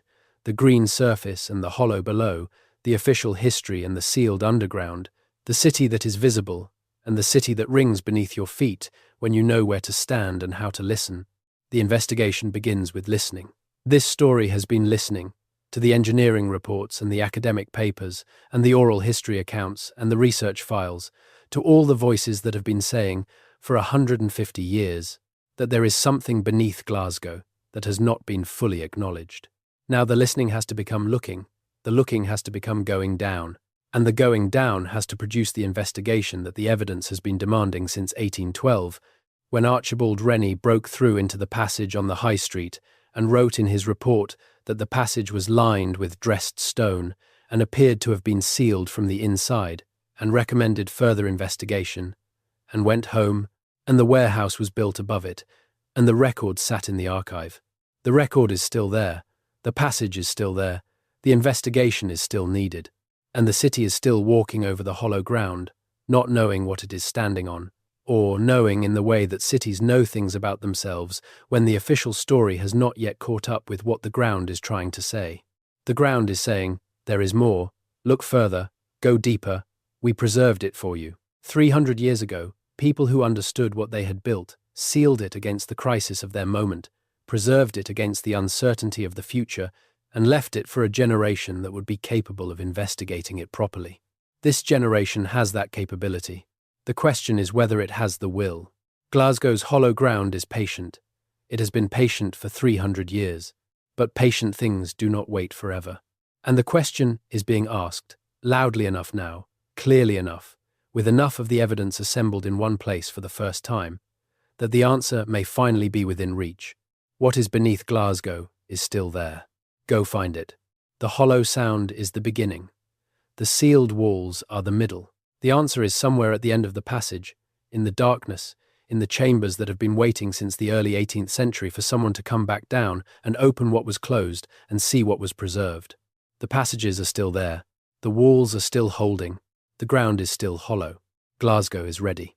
There is something in the way that sealed places hold time differently from open ones.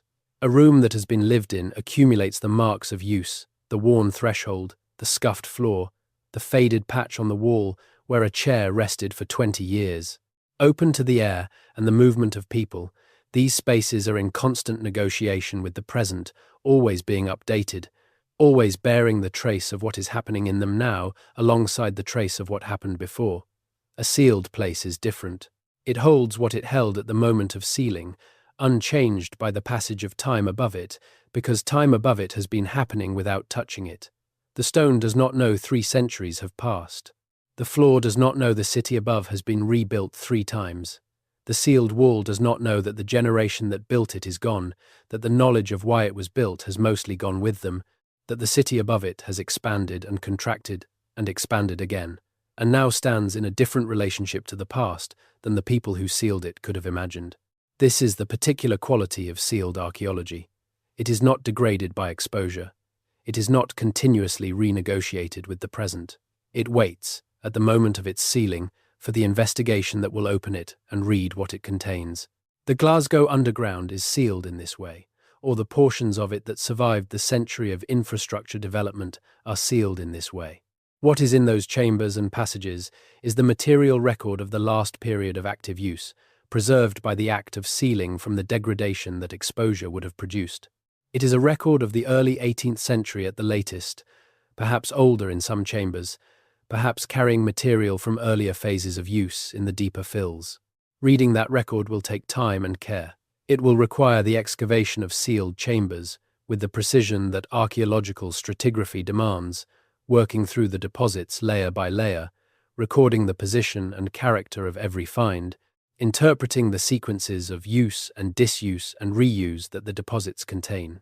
It will require the analysis of organic material for radiocarbon dating where it survives, the analysis of inorganic material by the range of scientific techniques that modern archaeological science can bring to bear. It will require the engagement of specialists in Iron Age and medieval Scottish material culture, in the construction techniques of different periods, in the cosmological and architectural traditions of the Atlantic Celtic world. None of this is beyond what modern archaeological science can provide. All of it is expensive and time-consuming and requires institutional commitment and funding that does not currently exist for the Glasgow Underground. Because the research question has not yet been framed in the terms that funding bodies and heritage institutions respond to. The framing that the Glasgow Underground needs is the framing of a research question with clear scientific and heritage significance, grounded in a documentary evidence base that is unusual in its depth and consistency, proposing an investigation methodology that is well established and appropriate to the specific conditions of the site, and situating the investigation within the broader context of Atlantic, Celtic, underground archaeology in a way that makes its contribution to that broader field clear.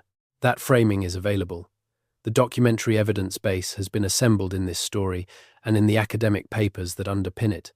The investigation methodology is established. The broader context is defined by the expanding literature on souterrain systems and Iron Age underground architecture across Scotland, Ireland, and Brittany. The specific contribution of a well-investigated urban underground to that literature would be significant, because urban contexts have rarely been investigated with the rigor that the rural and remote souterrain systems have received. The proposal for the investigation is waiting to be written. The evidence to support it is assembled. The institutions that would need to support it are identifiable. The researchers with the relevant expertise are available. What is waiting is the decision to begin. The decision to begin is not a simple administrative choice.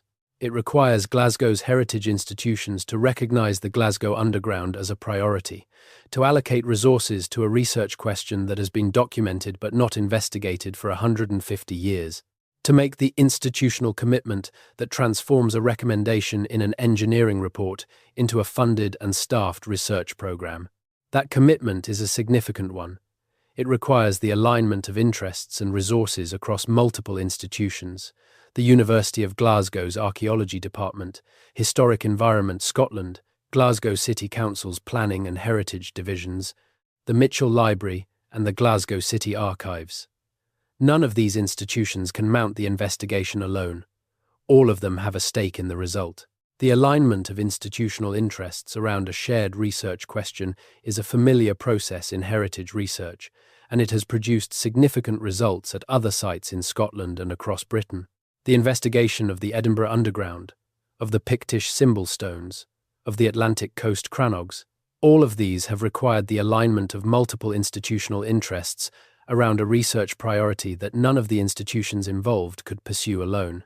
The process takes time and advocacy and the sustained demonstration that the research question is worth the resources it requires. The Glasgow Underground is worth the resources. The evidence supports that conclusion. The question that has been accumulating in the engineering reports for 150 years is not a minor curiosity. It is a research question of genuine significance, with implications for our understanding of Iron Age urban organisation in Scotland, for the history of the souterrain tradition in the Atlantic Celtic world, for the specific history of the city of Glasgow, and for the community knowledge that has been carried in the families of the East End, and that is at risk of further attrition with every generation that passes without a systematic effort to record it. The urgency is real, the community knowledge is aging. The individuals who carry fragments of it are not being replaced at the rate needed to sustain the transmission. The families whose grandmothers told them about the tunnels are the families that the clearance is displaced, and the displacement broke the mechanism of transmission that connected place-specific knowledge to the place that generated it. What survives of that knowledge, in the survey transcripts and the private notes of researchers who interviewed the last generation to carry it, is a diminishing resource. Every year that passes without a systematic effort to compile and analyze that resource is a year in which some portion of it is lost. The archive, by contrast, is not diminishing. The engineering reports keep coming, because Glasgow keeps developing, and every time a construction project encounters the underground, another report is filed, another description of dressed sandstone walls and flat stone floors and sealed terminations, another note in the log that says, "There is something here," and recommends investigation. The archive is growing even as the community knowledge base that would contextualize the archival record is contracting. The investigation needs to happen before the community knowledge base is gone, before the last of the families who were told by their grandmothers about the below have forgotten or died or moved on, before the specific place knowledge that connects the underground to the lived experience of the communities that existed above it has been fully attenuated by time and displacement and the general erosion of local knowledge that urban change produces. The window is still open. The knowledge is still there, in fragments, in the survey archives and the private research files. The people who carry it in living memory are fewer with every year, but some remain. The investigation has a time dimension that the engineering reports, which simply accumulate in the archive at the pace that construction sets, do not have. This is the urgency beneath the patience. The passages are patient. The sealed walls are patient. The community knowledge is not. It is living knowledge, carried by living people, and living people age and die, and the knowledge ages and dies with them unless it is captured and recorded and placed alongside the physical evidence in the full assembly of what the Glasgow Underground investigation requires. The window is still open. The investigation is overdue. The evidence is sufficient, and the methodology is established, and the research questions are clear. Glasgow's hollow ground is waiting for the investigation that 300 years of sealing have preserved it for. The asking is the beginning. The answering is next. And the answering begins with going down. Not recklessly, not without care, not without the protocols and the expertise and the heritage protection frameworks that the investigation requires, but down into the passages that the engineering reports have been documenting for 150 years, into the chambers that the sealed walls protect, into the darkness that has held since the early 18th century, the material record of a history that Glasgow has not yet fully claimed as its own. That history is Glasgow's. It belongs to the city, in the same way that all of the city's past belongs to it, not as property to be exploited, but as context to be understood, as depth to be recognized, as the foundation upon which the present stands, whether the present knows it or not. Glasgow stands on the hollow ground. The hollow ground is the beginning of Glasgow's story, the story that predates the official story, the story that the souterrain builders left encoded in stone beneath the city that grew above their work. 300 years of silence, 150 years of documentation, 50 years of recommendations. And now the question, asked as clearly as it can be asked from the outside of a sealed place, assembled from all the evidence that surrounds the question and defines the shape of what is inside it. What is beneath Glasgow? The ground knows. The passages know, the sealed walls know, and the investigation, when it finally begins, will find out. The hollow sound is still there. The passages are still intact. The walls are still holding. Glasgow is standing on its own history, 300 years sealed and waiting. The time to look is now. The history of investigation into urban underground heritage in Scotland has a particular rhythm to it. Discoveries are made, reports are filed, recommendations are issued, and then the institutional momentum that would be needed to follow through on the recommendations dissipates because the construction project moves on and the budget closes, and the research question that the discovery raised is not, strictly speaking, anyone's responsibility. It falls between the mandate of the construction contractor, who is responsible for the building above and not for what is beneath it, and the mandate of the heritage officer, who notes the finding and records the recommendation, but lacks the resources to pursue what the recommendation would require. This is the gap in which the Glasgow Underground has lived for 150 years, the gap between the finding and the following through, the space between the engineering report and the investigation it recommends. Closing that gap requires the institutions of Glasgow's heritage sector to recognise that individual anomalies documented in engineering reports are part of a larger pattern and to commit the resources needed to investigate that pattern with the rigour it deserves. The engineering reports are the city's own voice, speaking across 150 years of construction work in the old districts, all pointing in the same direction, all saying the same thing. There is something beneath Glasgow that has not been investigated, that is preserved by the quality of its own construction, and that is waiting for the systematic investigation that the evidence has warranted since at least 1974, when Fiona McRae assembled the pattern for the first time and noted what it implied. That implication has not yet been acted upon. The passages are still sealed. The question is still open. The decision to investigate belongs to the institutions of Glasgow and to the people of the city who have a stake in knowing what they are standing on and who the people were who built what they are standing on and why they chose, 3 centuries ago, to preserve rather than destroy, to seal rather than demolish, to leave the underground intact for a future they could not see but chose to provide for. What this story has assembled is not the full investigation that the Glasgow Underground warrants. It is the case for that investigation, made from the evidence that exists on the outside of the sealed place, from the records and the surveys and the oral history transcripts and the academic analyses that surround the question and define its shape. The investigation itself, the physical investigation of what is beneath Glasgow's streets, has not happened, and this story cannot substitute for it. What it can do, and what it has tried to do, is to make the gap between the evidence and the investigation visible in a way that prompts the question to be taken seriously by the people who are in a position to close the gap. The gap is large, the evidence is compelling, the investigation is overdue. These 3 things are the core of what this story has argued, and they are argued from the record, not from speculation or from dramatic reconstruction. The engineering reports are real, the academic papers are real, the oral history accounts are real. The pattern they form when read together is real, and it is not subtle. It is a pattern of organised underground infrastructure, documented across 150 years of construction activity in the Old City, clustering in 3 specific zones, consistent in construction technique, and sealed at a specific moment in the early 18th century. The pattern demands investigation. The investigation has not occurred. The question of why has been asked in this story, not to assign blame, but to understand the structural conditions that have produced the gap, so that those conditions can be addressed and the gap can be closed. The structural conditions are the conditions of urban archaeology generally, the conditions of a discipline operating in a context where the pressures of development are relentless, the budgets are limited, and the evidentiary frameworks that determine what counts as a research priority are not well suited to the kind of diffuse, evidence-poor, long-term investigation that urban underground heritage requires. These are conditions that affect not just Glasgow, but every city in Britain and Ireland that has been built over its own ancient geography, without the time or the mandate to investigate what the construction disturbed.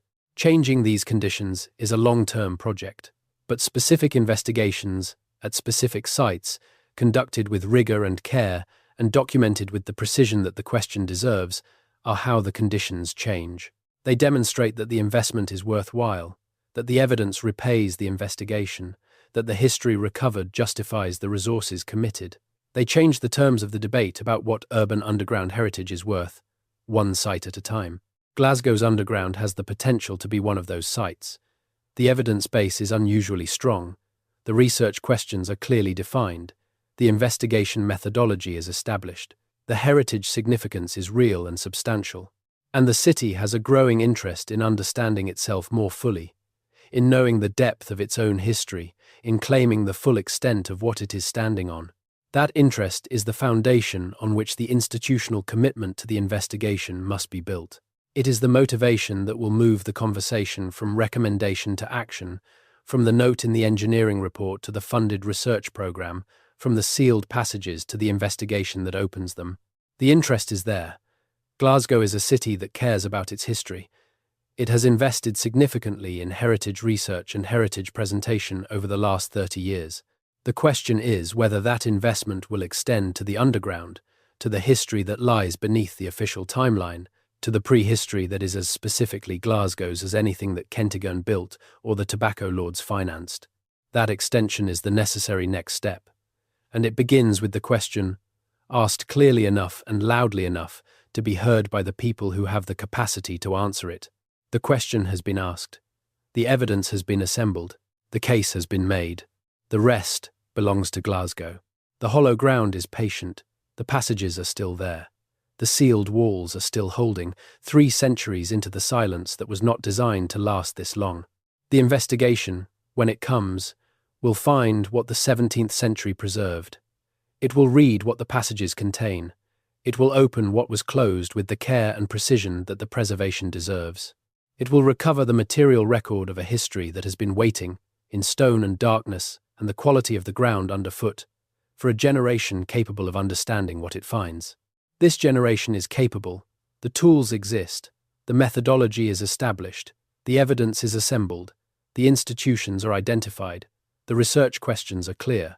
What remains is the will to go down. Glasgow has that will, or it can find it, in the engineering reports that have been documenting the underground for 150 years, in the oral traditions that have been carrying the knowledge of the below in the families of the East End, in the academic work of Fiona McRae and Janet Carmichael and the researchers, before and after them, who have taken the time to look at what the Glasgow ground has been saying. The ground has been saying something for a long time.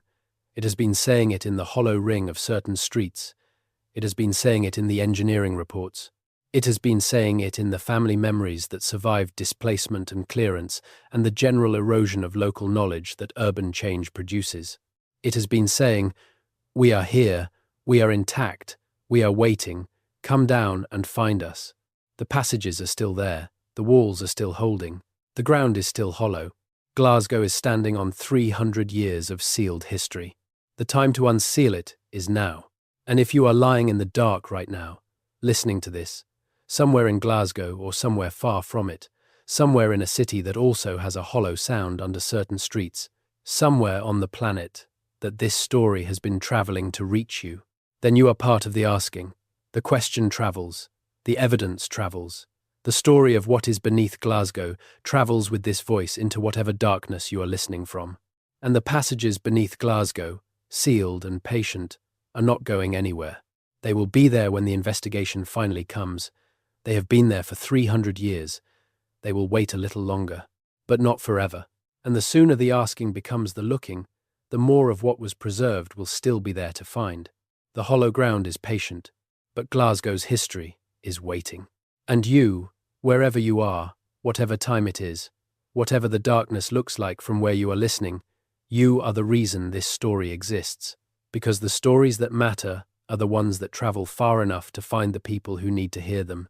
And this one has been traveling a long time, through the engineering reports and the academic papers and the oral history transcripts and the private research files, waiting for the form that would carry it far enough to reach the people who will decide whether the investigation happens. Maybe that is you. Maybe you are the person who will read this and ask the question of someone who can answer it, or fund it, or begin it. Maybe the investigation begins because someone heard this story and decided that the question was worth asking in the rooms where decisions are made. If so, this story has done what it came to do. The passages are still there. The walls are still holding. And Glasgow is standing on something extraordinary. If you're watching this to fall asleep, that is exactly why I make these videos. Maybe subscribe and let me know, where are you right now and what time is it?